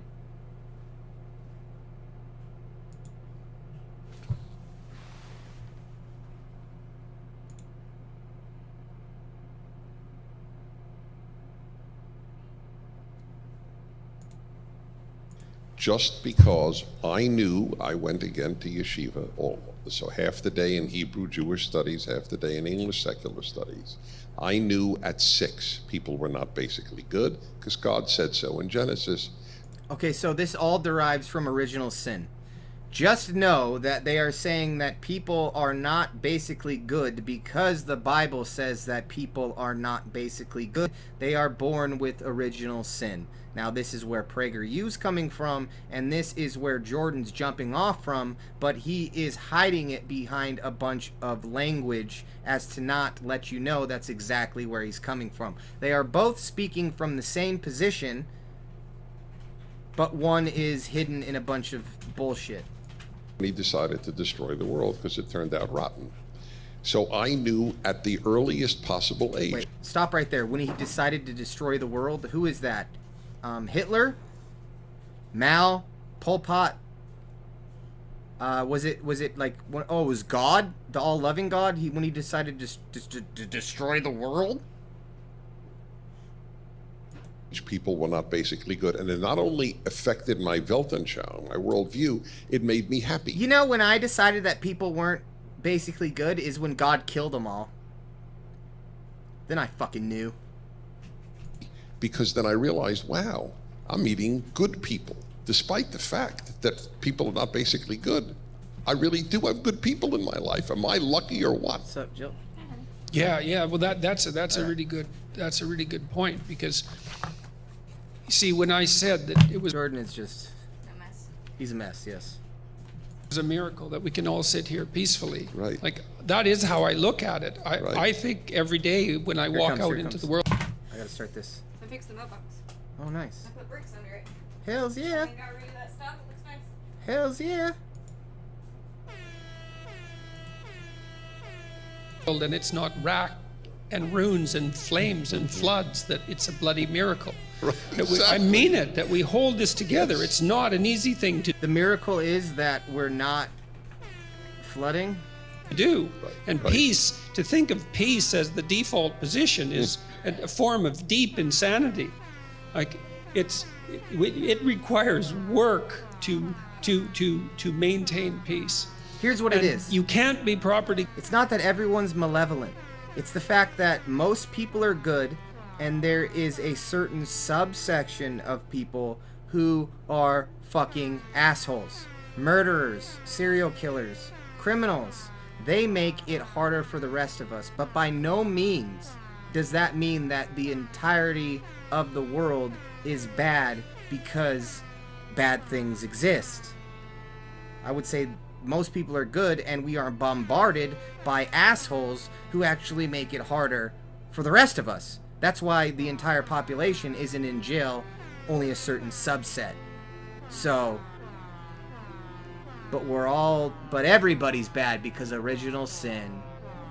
Be grateful, unless you understand how unlikely it is that, well, we're not in the throes of World War III. We're not still in the depths of World War II. Are you sure? Because there's a culture war! That the Cold War is mostly over. That the economic conditions of people everywhere on the planet are improving at a rate that's could only be described as miraculous. Miraculous, except for the children that are starving. Not very miraculous for them, is it, Jordan? When their belly hurts until they vomit and shit diarrhea until they die. But yes, I understand what you're saying. In total, we are advancing as a civilization, but it still sucks for a lot of people. Just kind of like you were fucking just saying a minute ago, how everyone's evil and malevolent, and it's, oh my god, how could we even possibly be good in a world of such evil? Then he turns and he says, well, it's so fucking good, why even bitch about it? What the fuck? And that most things are going in a positive direction. But the world is evil.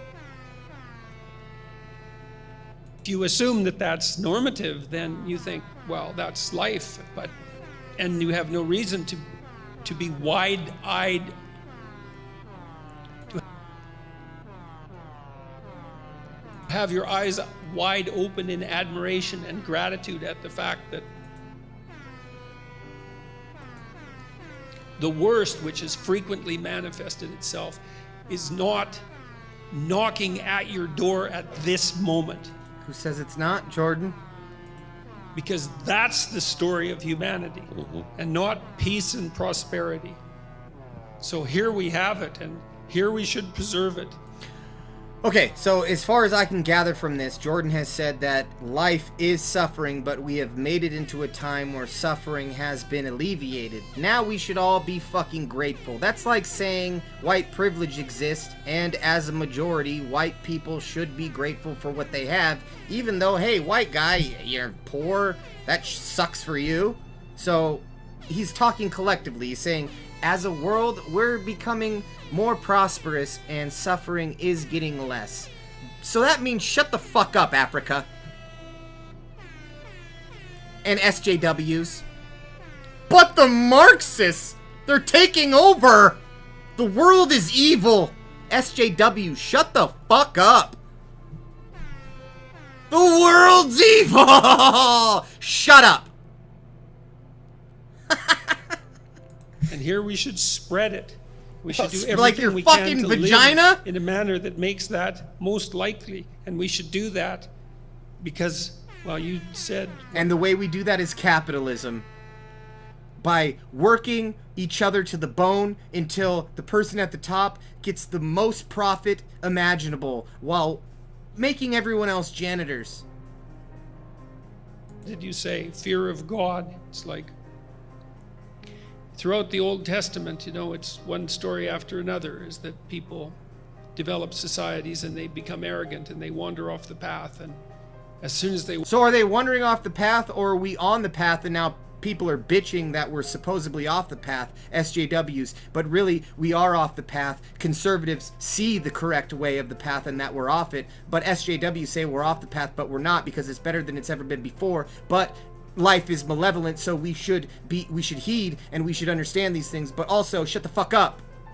It's great, shut the fuck up. It's great, shut the fuck up. It's great, shut the fuck up. wander off the path, all hell breaks loose. And if you're fortunate enough to be where all hell isn't breaking loose, you should do everything you can to help ensure that we stay the course and walk the straight and narrow path. Like SJWs? Like, they seem the most concerned about us going off the beaten path, where conservatives would say the beaten path is very beaten, so we should keep treading that path. God has already a plan, so we should go the plan that God says, but don't go off the beaten path, or do go off the beaten path, because we need to... What is he's... I'm going crazy, actually, guys. Sorry, I should probably read the comments. But Jordan makes me crazy. So Oh, I I love how have the a music Why does that get an applause? Why? so Okay, let's read. That's why we have policies in place to reduce these types of evils, but we'll never be able to get rid of natural problems that people have. Exactly, that's a very good point, Huey Freeman. Alienation, you nailed it, Huey. Yeah, that's, why did I read it as... It's evil to jelly a person for smoking harmless herb. I would agree. Something that two fucks are probably in favor of. Yeah. Alienation. Why bitch, guys? It's not like we are bitching about which direction society is going. Very good sarcastic lean in there, Alien. I fully gathered. Tim V. One of the best... Well, damn it. One of my best friends is able to rant like this. I'm drawn to these types of people because out in public I'm very silent and morose. well, just know you're probably better at speaking language than most people. The Old Testament is a horror show of genocide, slavery, child sacrifice, and my personal favorite is the you rape it, you buy it, you marry it policy. I love that policy too in the Old Testament where they say, well, if you're going to rape them, then you got to provide for them, you know. If you're going to steal every single piece of soul that they have and personhood that they ever mustered, or what would they call that? They call that self-esteem. Well, you go ahead and strip that right away from them. Ooh, this music's too good. This motherfucker sitting on stage preaching while he became famous by being against trans rights and lying about the bill. There you go. Well, I have a very deep worry in light of our absolute unanimity, if you could speak of unanimity among two people. But you can't. We're so consonant in this. This is shocking how good things are. Constant? And yet, in the United States, and I follow Canada a lot, but I'll speak about America right now. In the United States, at least half of young people think they are living in a rotten society.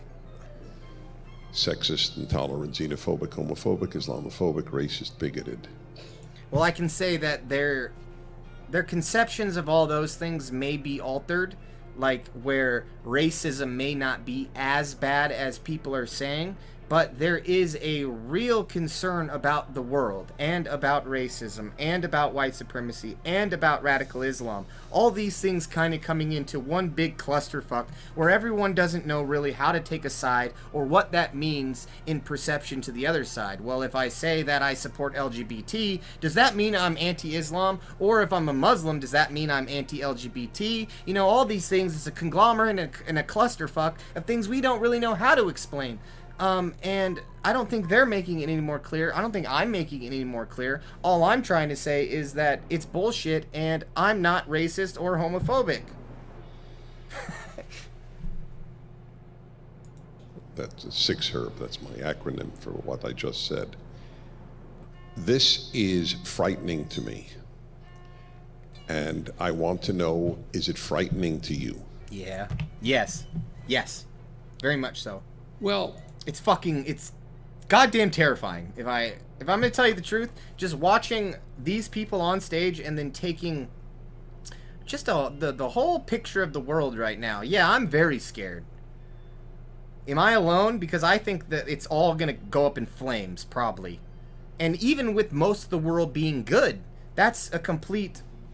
There's no contradiction there. Most people are good, but there's enough really shitty people, greedy, insufferable people that will make the world shitty for the rest of us. It's not like the entire world dropped a nuke on itself.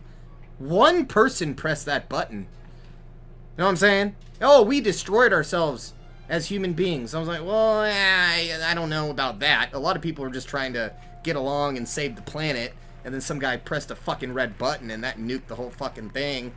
The rest of us were sitting here eating mac and cheese till this fucker came along and pressed this red button. But yeah, the world's evil. A lot of the world's evil. And it fucks it up for the rest of us.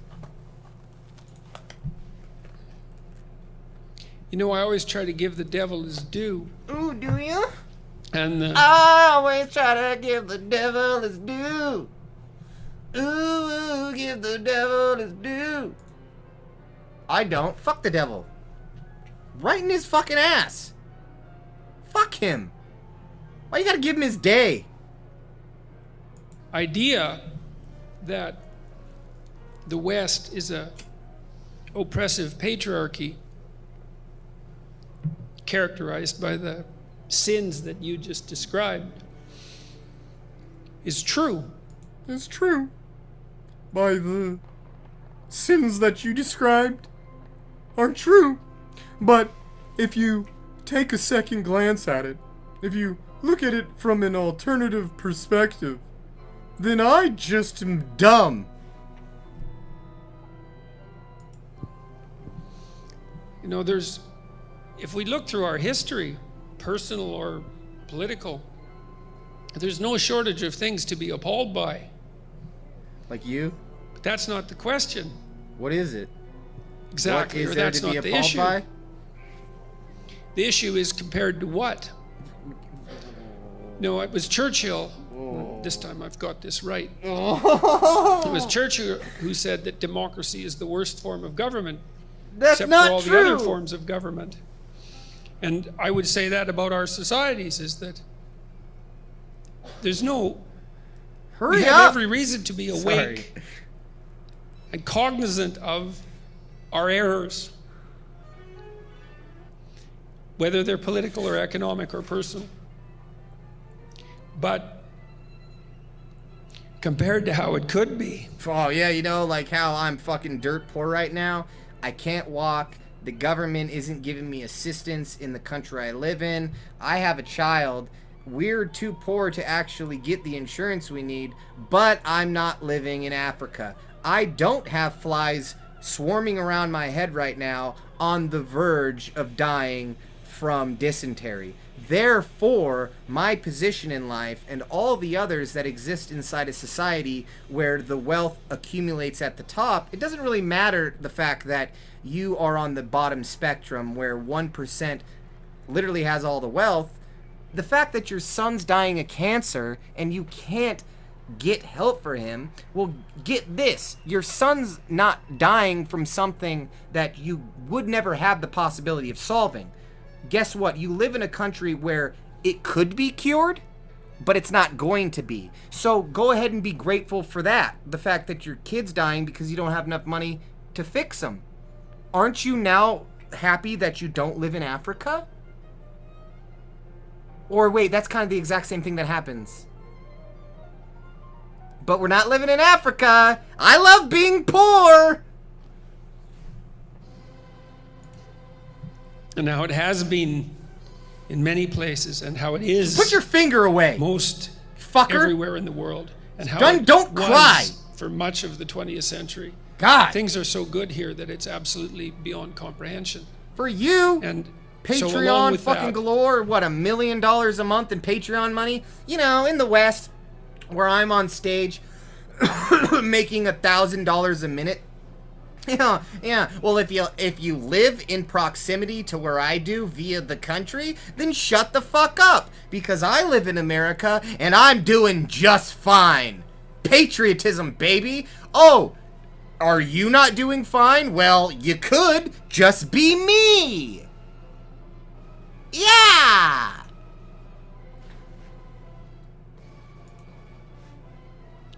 careful awareness of the flaws of the patriarchy, let's say, should be an unbelievable gratitude. How about not the patriarchy and just the government and society as a whole? So we can move back from just simply directing our anger at the patriarchy as to be fallacious. It's not just the patriarchy, is it? No, it conceives of all of us. Like you said earlier, there's shitty people, and usually shitty people rise to the top in politics. So there's a bunch of shitty people running the things that we do. Not necessarily the patriarchy, Jordan, but just shitty people. That we could wake up in the morning and the lights are on and the freeways are running and there's no starvation. I love how he says the lights are on and the freeways are running. Well, my lights aren't on and I don't have a car, so the freeway isn't an option. Thank you, Jordan. You solved it for me, buddy.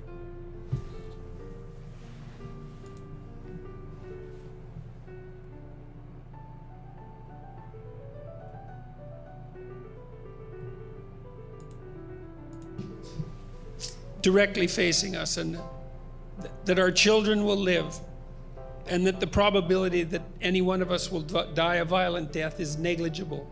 Well, he obviously hasn't had someone die a violent death, has he?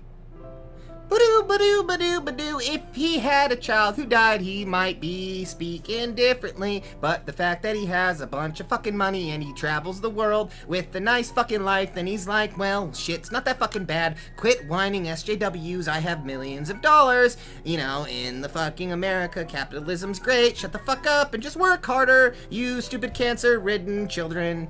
Fuck you. Isn't the fact that we have freedoms great? No children are dying unless they do die, but then we're like, you know, it's fine because I don't want to have to give more money because that's theft. But when they don't steal, people die, but I would rather have people die than people steal from me. Even though I have more money than I possibly know what to do with, I still want there to be kids that are dying. I'm a hypocrite. And the thing that bothers me about, one of the things that bothers me about the modern... Wait. What did he just said? He said, one of the things that bothers me is about one of the things that bothers me. You know, one of the things that bothers me, it's about one of the things that bothers me. And that also brings up something else that bothers me.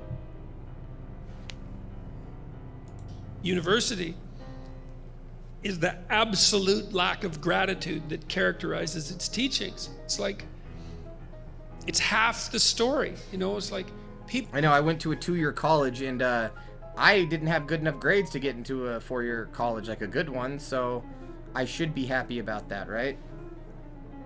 People are oppressed by nature, and people are oppressed by culture, and people are oppressed by their own dark side. It's an existential reality. But you have to balance that. You have to understand that nature has its benevolent element, and that's what's given you life, and you have to be grateful for your culture, for everything that is provided to you. You have to be grateful to your culture and everything that is provided to you. That's literally saying that you should just swallow the pill and not look at the other one. Hey, you know how philosophy is a thing, and you know how you should question things? Postmodernism. Throw that out the window and adopt what I think is right, and then you'll be right on your way to happiness, even though I cry every time I speak. Okay. When you have to understand that people can be good as well as adversarial and malevolent. And you have to be we've gone around in circles. We're going around in circles. We're going around in circles. Just say something. Say something. Hurry. Grateful for that. And there's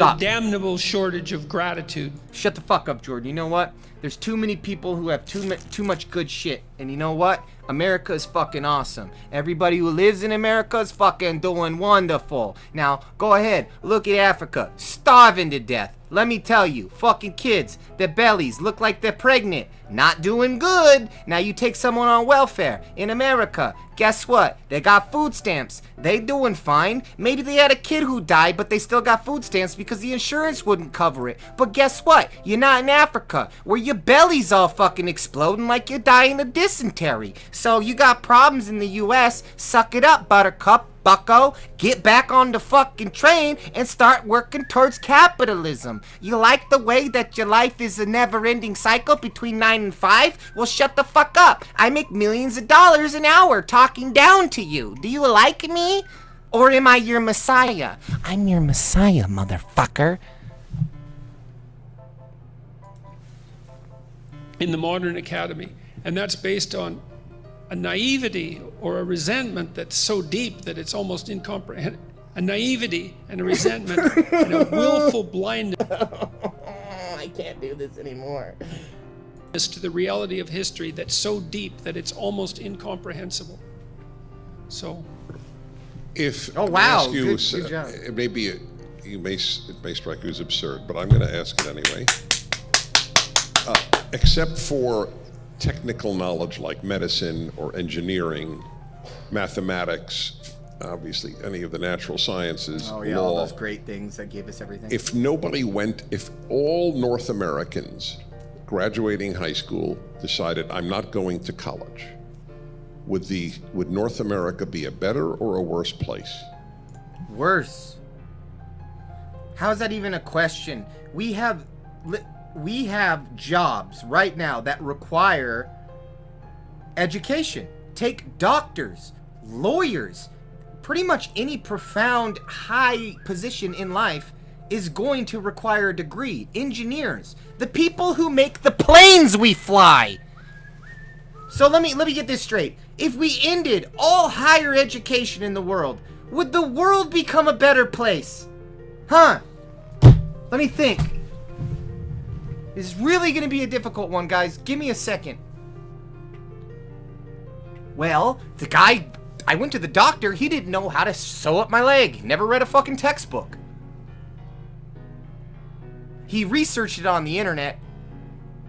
So that's good enough for me. He typed in, hey, how do you cauterize a severed leg on Google? Good enough for me. Fuck higher education. Yeah, well, guess what? The next time I go to a doctor, or I go to a lawyer, or I go to anybody who I place literally my life in the hands of them, I'll say, hey, where'd you get your education? They'll say, the School of Hard Knocks, PragerU.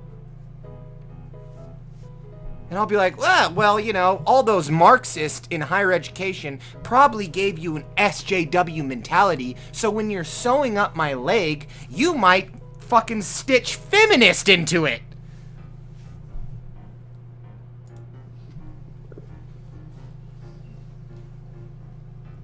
Dirt, dirt, dirt, dirt, dirt, dirt, dirt, dirt. If you took away the... Oh, that was such a long pause. I can't do it. I'm going insane. It was like a minute. fields. Yeah, taking away the STEM fields. Yeah, I think bad. that universities Bad. not Bad. colleges necessarily. What? I think that universities do more harm than good now. Oh, God. No, they don't. No, they don't. Give me one piece of evidence, literally a singular piece of evidence that says education, colleges. Okay, yeah, we're talking Yale. We're talking all these SJWs. We're talking Princeton. We're talking, you've literally seen videos where they scream, oh, you're a part of the patriarchy. Literally every single school where all these people come out of, yes, it would still be good if those fucking colleges existed. Regardless of your conspiracy of Marxism, where it may be somewhat true that people in colleges have left-leaning ideologies, but to completely just to completely get rid of higher education, which is a Socratic method, it's liberal arts, which is philosophy that comes out of Greece. Yeah, let's just fuck all that. Fuck it. Idiot, dude. And I'm very loath to say that, you know, because I've been part of the academy for 30 years. And yeah, fuck the academy. I'm very well educated. You know, fuck the Ku Klux Klan. I'm the headmaster. Boop. great institutions, but the postmodern collectivist doctrine. Postmodern collectivist doctrine. That's a misnomer in and of itself. There is not a postmodern collective. There is a postmodernist, but they are against collective statements. So what is he talking about? The postmodern, but he's definitively saying that these postmodernists have an ideology. Well, what postmodernism is the rejection of ideology. But these postmodernist Marxist misnomer is so psychologically and politically toxic that I think that academia now does more harm than good.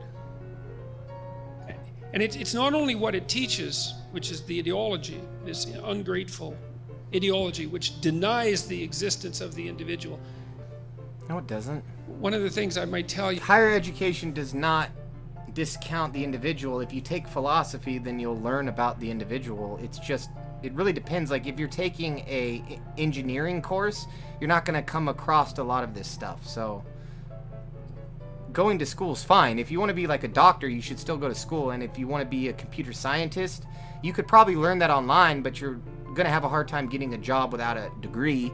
So as far as coming from a pragmatic point of view, yes, higher education, although sometimes superfluous as to our wants and desires, is still necessary in order to end up in a hierarchical position like Jordan is. You will not end up with the same type of pedigree and the same stature in society without the higher education that Jordan has. So maybe he should also add in there that he would not be as respected without the very thing that he's saying don't get. But listen to me because I have it. But don't get it because I have it. Fuckers. I mean, it's just dumb. Damn. Just so you know, this is that music without interruptions. Official albums, music videos, and more. You can also you know that you hear that there are debates about free speech on campus, about who should talk and who shouldn't, and people think that's what the debate is about who should talk and who shouldn't. But that's not what the debate is about. You're not even scraping the surface of the debate if that's what you think it's about. Well, what is it? The debate on campus is about whether or not a human being has the capacity to communicate intelligibly as an individual or not. No, it's not. No, it's not. That is not what it is about. That is a philosophical concept of the individual versus a collective. And it is exactly a philosophical or a religious question if you want to take it there, but mainly a philosophical one. So you don't have to, in order to go get a doctorate degree, understand the benefits of the individual, even though those are intuitive thoughts that we have, and someone who is going to be a doctor probably understands what an individual is, given that they want to save them. So it is these are platitudes. They are just fucking retarded things to say that have been said millennia, but he sounds like a frog. So other frog people like what this frog person says because he hops around. Maybe they like hip hop and they've only seen the hop and not the hip because his hip's very bad because he's old.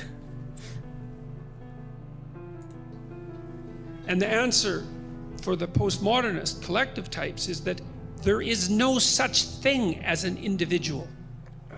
And therefore, the very notion of free speech is absurd. Because free speech is predicated on the idea that each of us has something to say that's ours. It's a consequence of our unique individuality, not our group identity or the multiplicity of our group identities, but something something that we have that speaks from our spirit, that can speak to the spirit of another and produce a negotiated peace. Yes, but spirit was a word in there that was added. So we could have said all that without spirit, correct?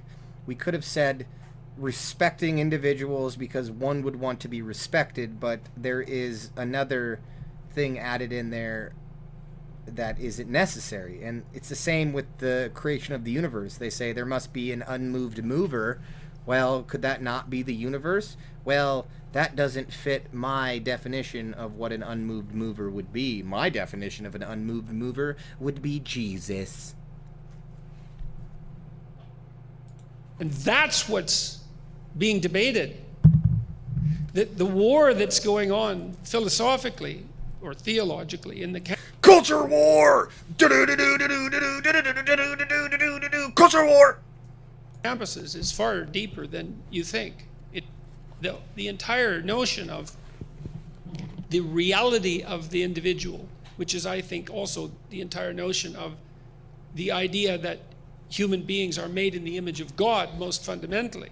That is what's... I just have to point this out one more time, how we moved to saying the individual into saying that the individual necessarily has to be from God. There is no justification for making that move. There's an individual, and we can understand what an individual is from where we stand without a conception of a higher power. There is an individual, and there does not need to be a higher power in order to create an individual.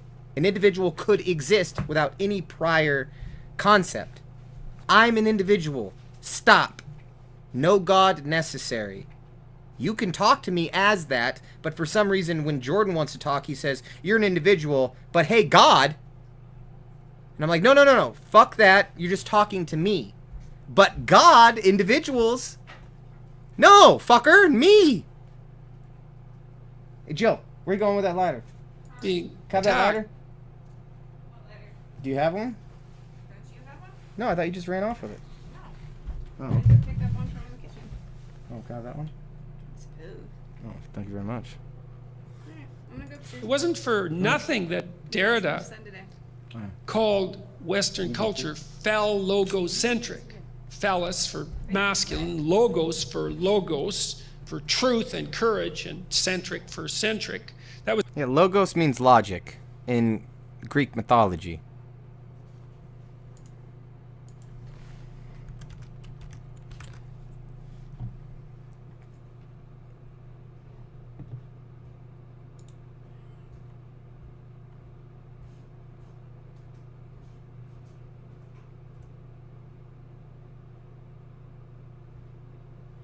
In Jungian psychology, the principle of reason and judgment associated with the animus, the word of God or principle of divine reason and creative order identified in the Gospel of John with the second person of the Trinity incarnate in Jesus Christ. So let's look up logos philosophy.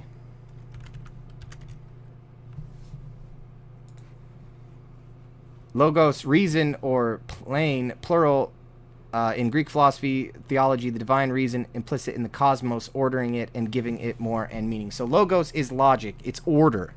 So when he's talking about logos, he's talking about order. And in the religious perspective, logos means from God who gives order. Now, in philosophy, logos just means order, that which is orderful. Like, there needs to be no other explanation as for the logos. You can derive ontologically that logos comes from God, but you need not do that, is what I'm saying.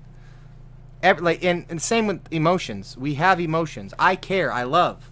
The fact that I love need not be explained further than the fact that I do.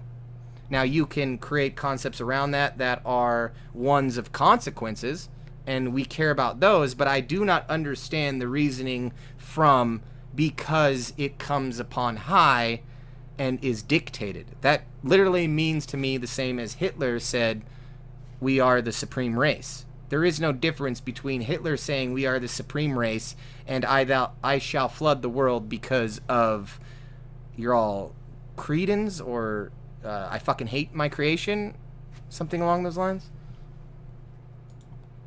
It was a criticism from his perspective. The idea of the sovereignty of the individual. If you don't have the idea of the sovereignty of the individual, because there's no individual, there's no free speech. All you are is an avatar of your group interests. And if I'm not in your group, it's not in my interest to let you speak. There's nothing that we have to say to one another. There's nothing but power. It's a Hobbesian nightmare of group against group.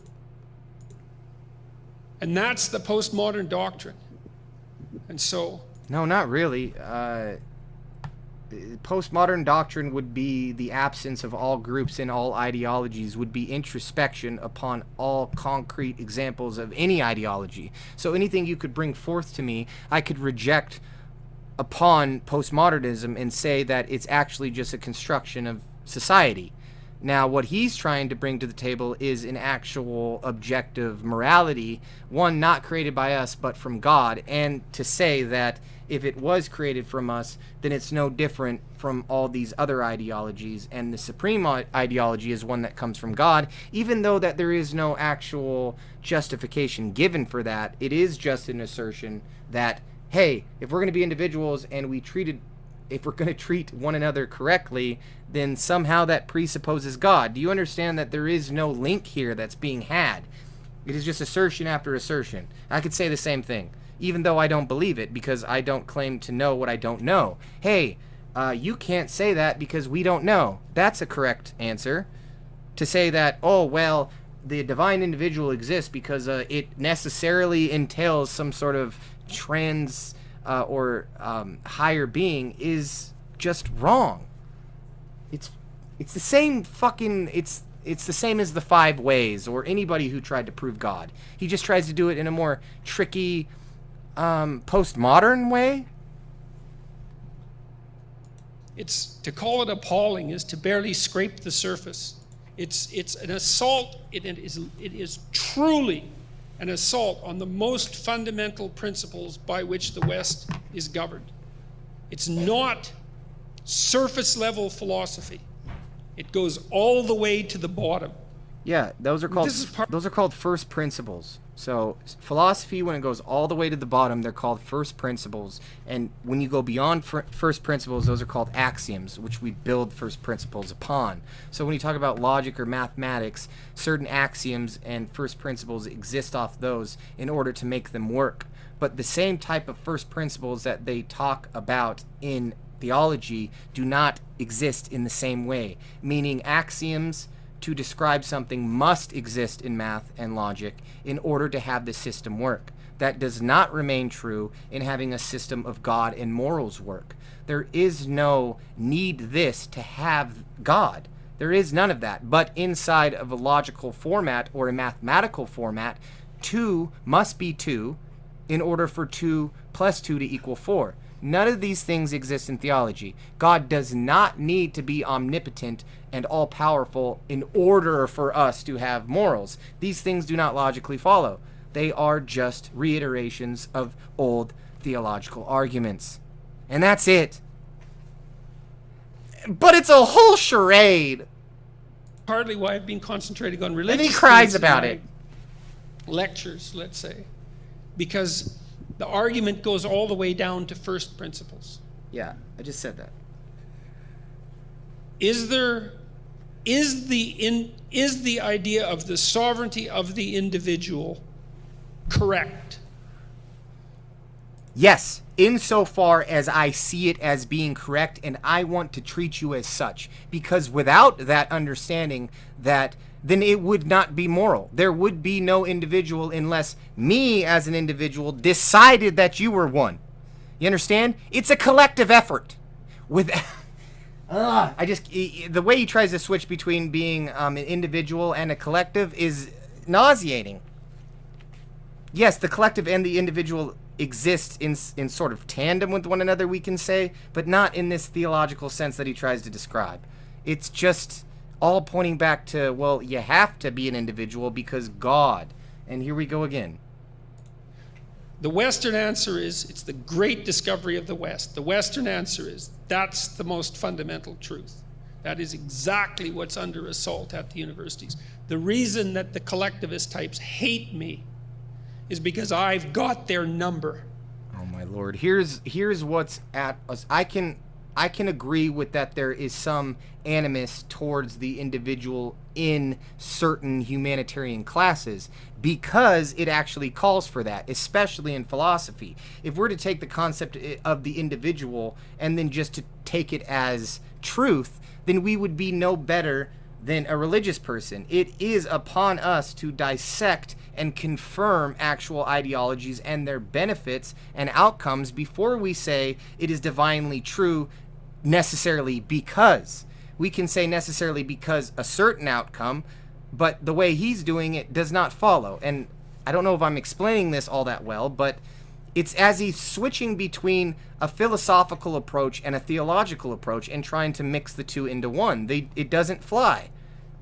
You can define the individual, but you cannot cement the individual by what you say. If I tell you now, individuals exist, you would ask me why, correct?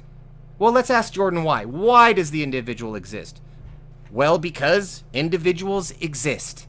It's a circular tautology, and it sucks. I know what they're up to.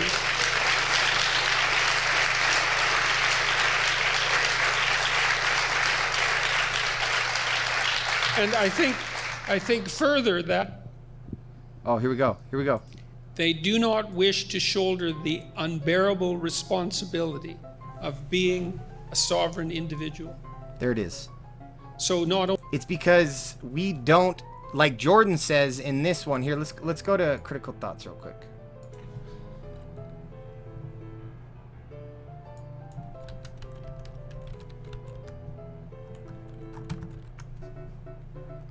pop up? It doesn't. Okay, here we go. This right here. I've always felt imposed upon, I would say, and boxed in when people ask me that question. But I finally figured out that I didn't really feel that I had the moral right to make a claim about belief in God. Okay, so right off the bat, he feels as if he does not have a moral right to even make a claim about belief. Therefore, we should not trust what he's saying. If his feelings are so involved in his aspirations to want to believe, but he feels as if when he does, there is going to be some sort of retribution that falls upon him, then we should treat his argument as fallacious, given it is built upon emotion. Now, what has he repeated in this individual argument? One that, well, when you actually claim to be an individual, there's a lot of things you have to take on board. No, there's not. Here's what it means to be an individual. You have a brain, and you conceive of yourself as one. And that's as far as that goes, but he tries to tie it into a whole bunch of fucking bullshit! I mean, that's not a trivial thing to let's say, proclaim. Yes, it is. You know, because it's not merely a matter of yes, it is. stating in some verbal manner that yes, it is. am willing to agree semantically with a set of doctrines. It means that you have to live, you have to commit to living a certain way. Yeah. And the demand of that life is so... Alright, so he's afraid of all the sins that he might be committing if he says that he's Christian, meaning all his followers would, if he said I believed in God, would say, well, you're not following the tenets, especially the one that says don't lie, as if he's breaking this rule right now. You know, speak the truth even when it's hard to do so. Isn't that one of his rules?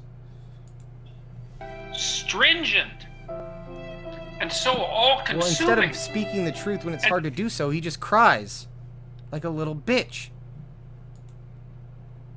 Not only is it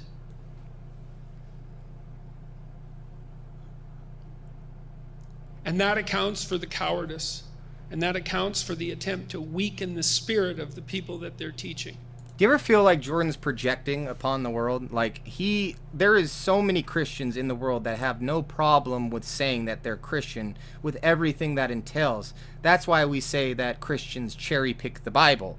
So maybe it's the fact that when Jordan proclaims that he's Christian, he's also not stoning gay people to death, and that makes him feel uncomfortable in the fact that he's proclaimed that he believes in the Christian God, but is not following the commandments of stoning those who lie with another man because it's abominable and it's fucking disgusting. So stone those fucking queers to death, right? So the fact that I'm not stoning people who I disagree with to death means somehow that I can't live up to stoning gay people to death because that's what God would want me to do. You're a fucking idiot, Jordan. By overprotecting them. They're not willing to take on the responsibility. And the fault has to lie elsewhere. No, of course, yeah. The reason I don't believe in God is because when I believe in God, that means all of a sudden I'm a sinner and I go to hell. Just listen to that. Like, the fact that I would even admit that I believe in God, well, then, therefore, I don't believe in God, therefore I go to heaven. The whole thing's very confusing, Jordan. So if I say I believe, I should be scared in what I don't believe in. Maybe you're just having a crisis of faith and you spew this publicly, and then everyone else is also having a crisis of faith, given that it actually makes no fucking sense at all, and then you all get in a circle together and fap and go, well, I'm agnostic about the whole situation because I'm fucking retarded, so I'm gonna keep jerking off and say that everyone else has an opinion, and I'm just gonna remain center about it. And I think that's a good judge of someone's character in general. It's like, well, the world is in a messy state, let's say. Yeah, Jordan, it is. I hear you, buddy. I'm sad about that, too. You know? Lots of fucking ignorant shit going on in the world, and I think you're adding to it, my man. I really do. And the question is, whose fault is it? You and other people like you who deceive the masses for monetary gain? And the answer is yours. Oh, fuck you! Oh, fuck you! Oh, you fucking individual ass fucker! Everyone's an individual. Everybody's an individual. But you know why the world's falling apart and is a flaming pile of shit? It's you. It's you. It's the culmination of each individual that amasses to a collective, and each one of our sins kind of piles on top of each other to where it's just one big clusterfuck. But you know whose fault it is that the world is shit? Global warming, tornadoes, children dying in Africa, mass starvation, the money, the things that you wouldn't even have the means to solve. Do you know whose fault it is? It's fucking yours. Get your fucking shit together. Clean your room, bucko. Maybe people will stop starving in Africa, fucker. That's the right answer. It's not. Just because you say it with a grimace, and it doesn't mean it's right, Jordan. How about this? It's also your fault then. Okay, so if he says the reason why the world is shit is my fault, he's obviously speaking as everyone as a collective. So, Jordan, the reason why the world is shit is your fault. Just as you said it's my fault. You see how we share in all that? Or is it just the SJW's fault? Conservatives, well, I see what they're saying. They want to conserve values.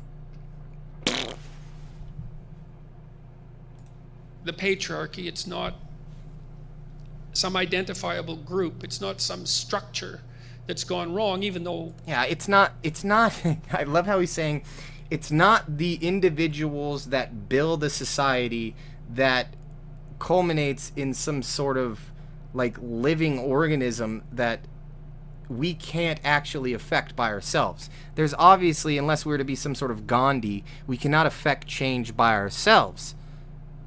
This is why we call upon movements to do things like we did all throughout history, which actually made things better.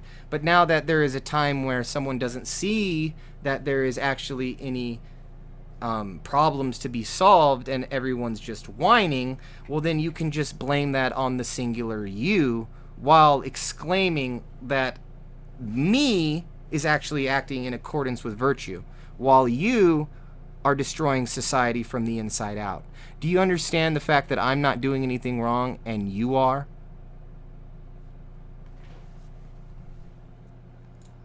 Those things can go wrong. And that's the other fundamental truth of the West, is that things would be a lot better if you were a lot better. No shit, Sherlock. I mean, that is literally society. If everybody were to act better, we would be better. But here's the thing. Not everyone does that. That's why we need things like taxes to ensure that the lower minorities in society don't get trampled on by the majority. So, shut the fuck up, Jordan.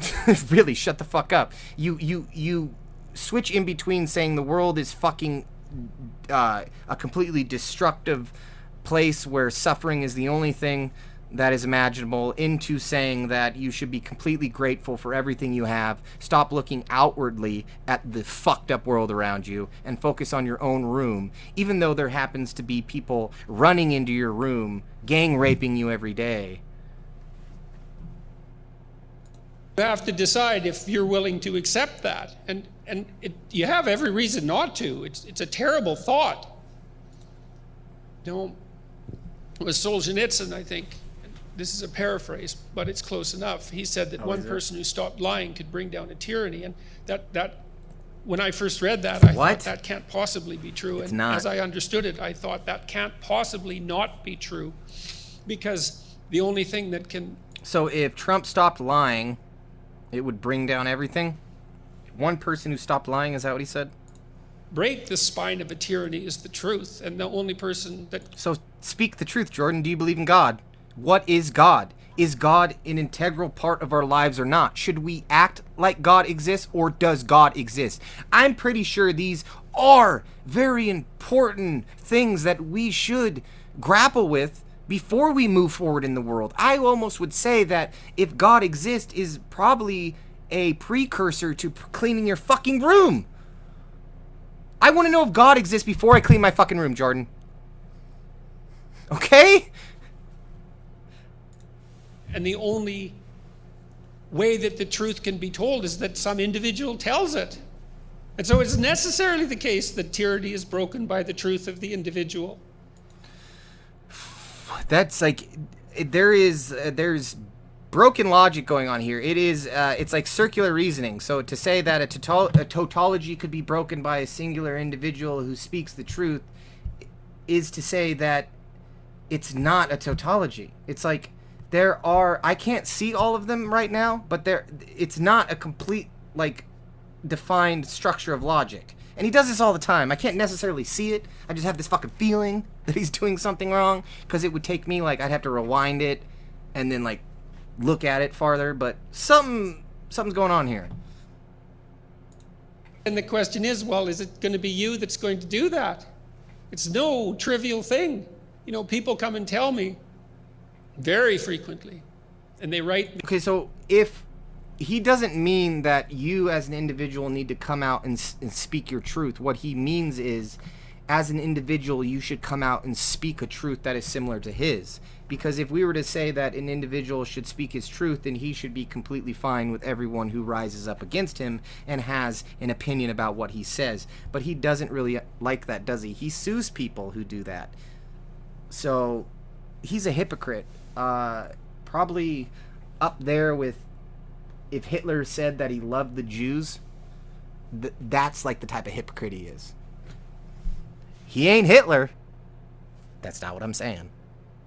Me and they say, well, you know, I agree with what you say, and this terrible thing is happening in my workplace, and, you know, I don't know what to do about it, and I don't want you to make my story public, and because of the potential for repercussions. And I think, yeah, well, I mean, I understand your position. It's no joke to stand up when the amateur totalitarians are knocking. You know, there's no joke. There's no joke to speak up when the amateur totalitarians are coming full force with their Marxist ideologies, looking to undermine the civility of the West when it comes to taking into account proper metaphysical structures that can actually do the heavy lifting when it comes to a sovereign society in the West that is predicated off Judeo-Christian values, which in my eyes, I say, do I believe, do I not believe? I don't fucking know. It's just the underpinnings of my entire ideology.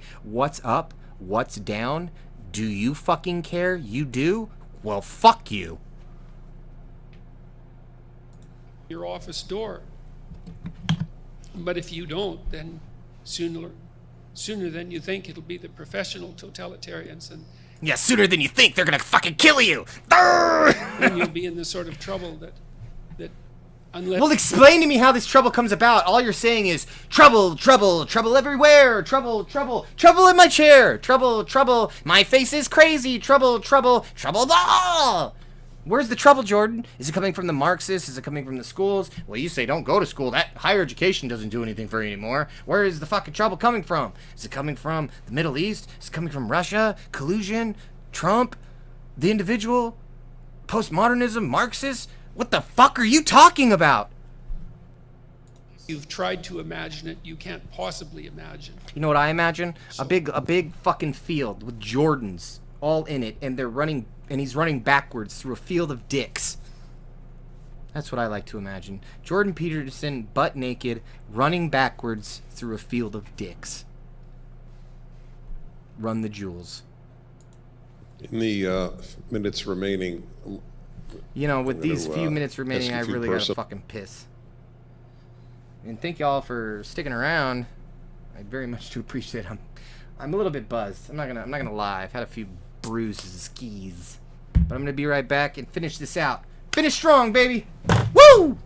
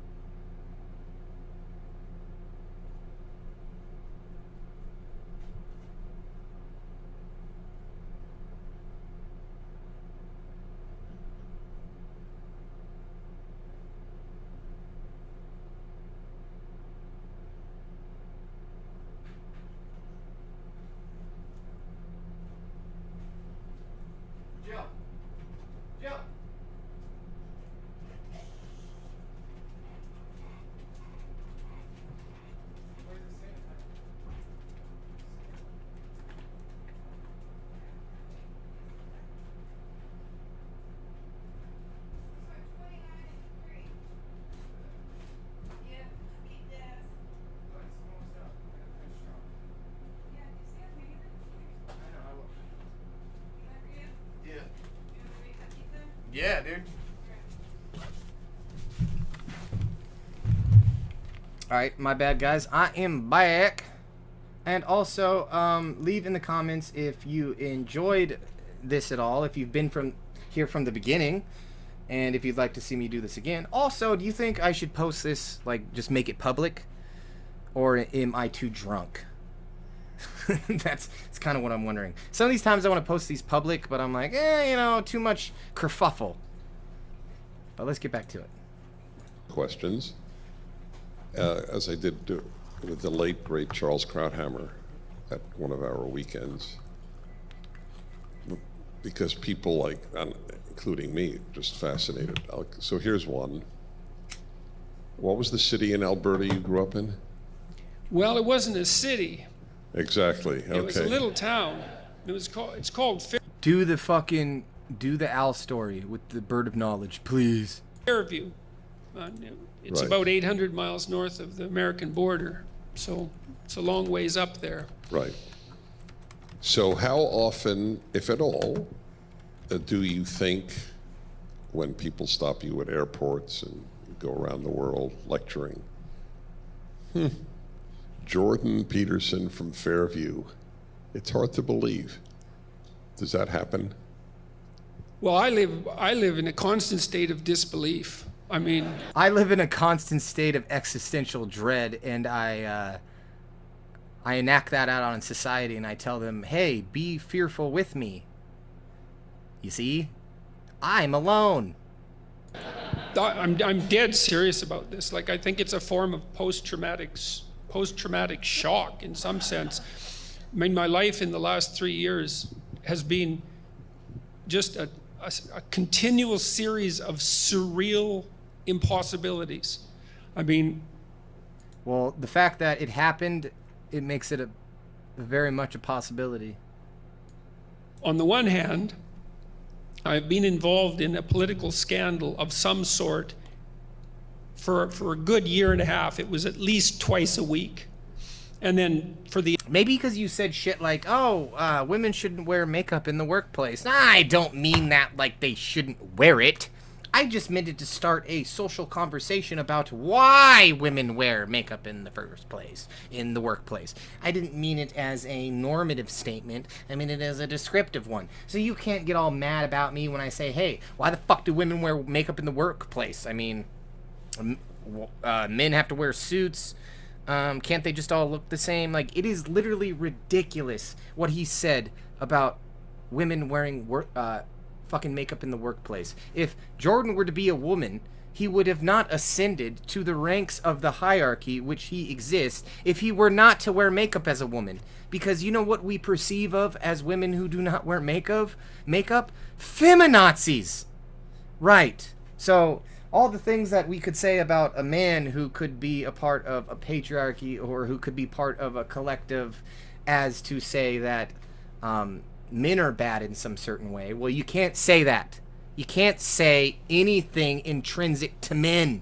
You can say that women are inherently emotional. You can say that women inherently vote Democratic, so that lets all the immigrants in. But you can't say anything like men are inherently violent, therefore make up the majority of violent crime, because that's just a feminazi move to fucking demonize all men. But when you say shit like women are inherently more emotional and, you know, they're built to be subservient to their womb and what comes out of it, well, that's completely fine. It's rational because it's coming from a man, you know. But when a woman says, hey, Jordan might be doing this, and that is an aspect of manhood, well, shut the fuck up!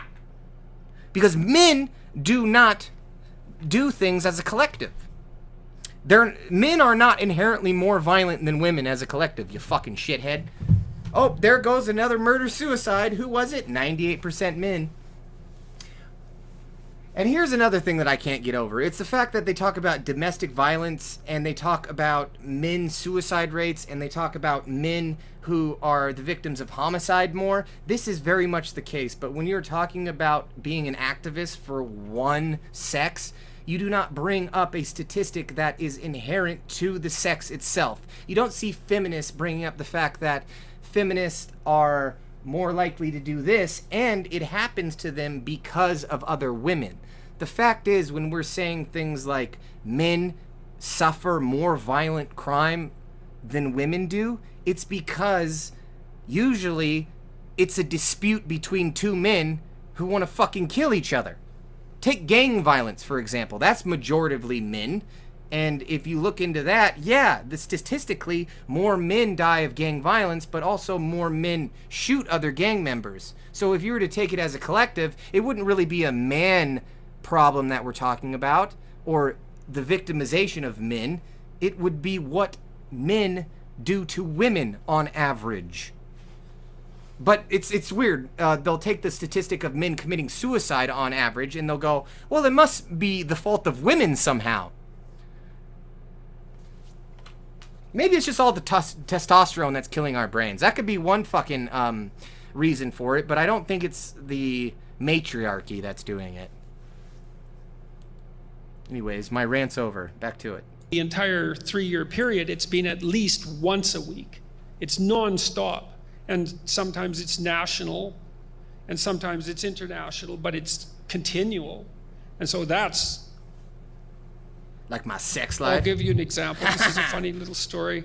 No, it's not. Don't do it. My son came over one day about a year and a half ago, and I was having a kind of a rough day because 200 of my colleagues at the university Had had died. signed a document Oh. trying to get me fired. And then they gave it to the union, and the union presented it to the administration without even informing me, even though I'm part of the faculty union. And so I said to my son, Julian, Julian? 200 of my colleagues Julian Goulian. Julia Goulia. just signed a letter saying that I should be fired. And he said, oh, Dad, don't worry about that. It was only 200. Oh, Dad, don't worry about that. I'm so under your wing that if I were to even see the light, I would mistake it for your fucking feather. Because that's how overbearing I am. I'm about free thought and juxtaposition of ideas. Postmodernism is a lie. Believe Christianity. Ugh. And I thought, well, that's where we were at. It was like, oh, that was a light day. That was okay, And then so there's that, and the fact that it doesn't quit. That's another thing I can't understand. You know what else don't quit? You know what else don't quit? My fucking partying. Boom, ba-da-doom, boom, boom, ba-da-boom, boom. Yeah, yeah, yeah, yeah. Who's that bitch? I had sex with her. Now I'm like, fuck you, bitch. Yeah, yeah, yeah. Jordan don't like that. All this blew up around me around Bill C-16, and I thought, well, I've had my 15 minutes and then it was like, well, I've had my week, and then it was like, oh, I must have had my month, and then, but none of that happened. It just kept expanding and expanding and expanding and expanding and expanding, and every day I wake up and I think, well, this is going to come to an end, but it doesn't. It just expands. And well, there was, I think, an insightful interview by Milo Yiannopoulos, and although he is a provocateur and also an asshole that I do not like, I think he did have some insight into Jordan Peterson's situation, and that is the fact that he will eventually, under something that he said, fall higher than he has risen. So I do believe, and to be partly due to the left, and I do have problems with the reactionaries on the left. Not to say that Jordan is not deserving of a lot of what he gets. I just think that maybe it's given in the wrong direction. But I do believe that he does say enough dumb, ignorant shit that enough of even his followers are coming off the scent trail of his diarrhea. And they're going, well, this motherfucker doesn't even believe in God, or he can't even exclaim he believes in God, because that's something I hold close to my heart. And that's something that actual Christians don't like him for, is the fact that he can't take a position.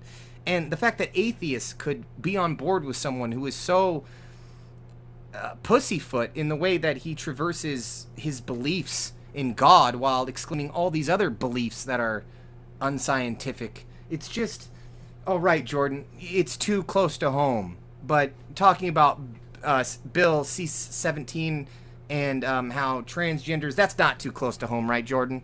But whether I believe in God and whether God, condemns these transgenders, that has nothing to do with it, right? Nothing to do with it. Even though I have no real explanation for anything. But that has nothing to do with it. But I act like I believe in God. Well, God doesn't like transgender and gays. So you act like you don't like transgenders and gays, or you don't like transgenders and gays. No, I just act like it. Because I act like God exists. I act like I stone people to death. And I act like I don't wear fucking fabrics of the same kind. I act like I'm a Christian, but I'm not. Give me Patreon money, please.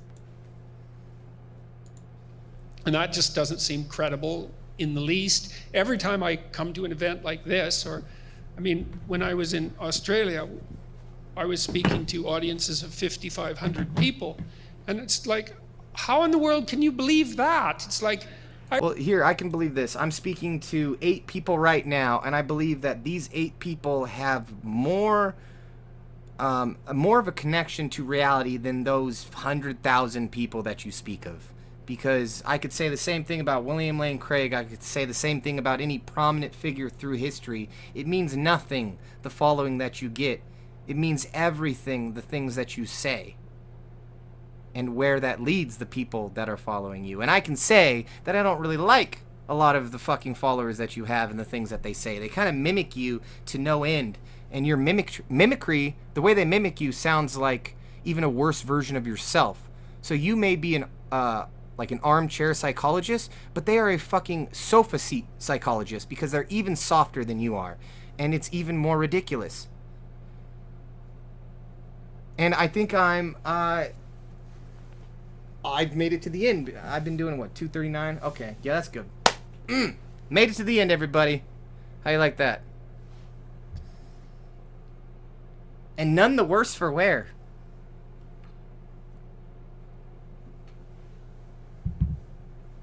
He hates the juice. He loves those steroids. Have you seen how buff he is?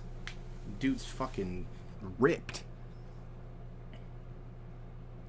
I will take questions. If anybody has questions, happy to answer questions before I get off and communicate with everybody. Sorry I don't talk a lot while I'm going ranting. It's just, I don't know. I have a hard time multitasking, I guess. Hey, thanks, Alien. Appreciate that very much, man. It is. It's a very rough journey. I'm glad we made it through. We're still strong. We still have our heads up at the end. We're still good. At least I am. Jordan, there was a time where he got me down, but I worked through it. I made it out on the other end.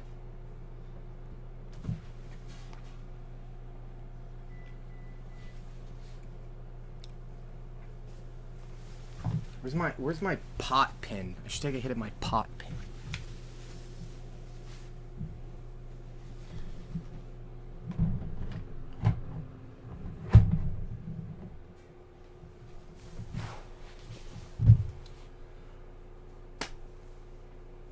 All right, well, then that's where I'm going to end it if no one has questions. Thanks everyone very much for watching. I do have a question. Do you guys think I should make this public? Sometimes I don't think I should. I probably shouldn't, right? I mean, 6 beers deep here. Maybe it would make me some money, though. Like, I can monetize on this channel. Maybe if I go, like, Jordan Peterson versus PragerU, or Jordan Peterson is a fucking retarded dumbass PragerU, maybe that'll get, like, 10,000 views. What do you guys think? Maybe it won't. I don't know. What do you think of the most infuriating thing Jordan's ever said is? I think the most infuriating thing that he does is the switching between identity politics and then saying he doesn't dip into identity politics. So he'll say a lot about the individual, then while simultaneously pointing towards a transcendent, which would be religious, which points towards a collective. So if we're going to be speaking about anything in a religious context, it is not from an individual perspective. It is obviously out of the wants and the desires of a dictator God. And if the fact of God exists, then obviously you are not an individual.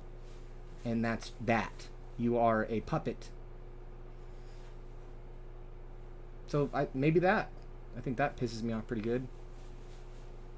Yeah, what'd you say, Alien? Alien, I didn't even hear it.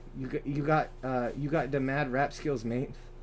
Is that what you want me to answer to? No, I don't. I fucking suck at rapping. That last one I made about Kappa, I was kidding around. I didn't even...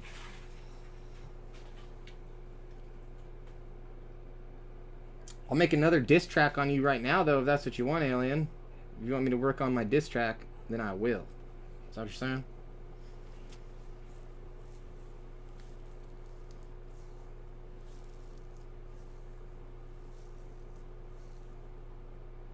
Alright. Well, I appreciate y'all very much, and I will see you on the next live stream or the next video. Honestly, thank you guys for listening to me rant. I very much appreciate it.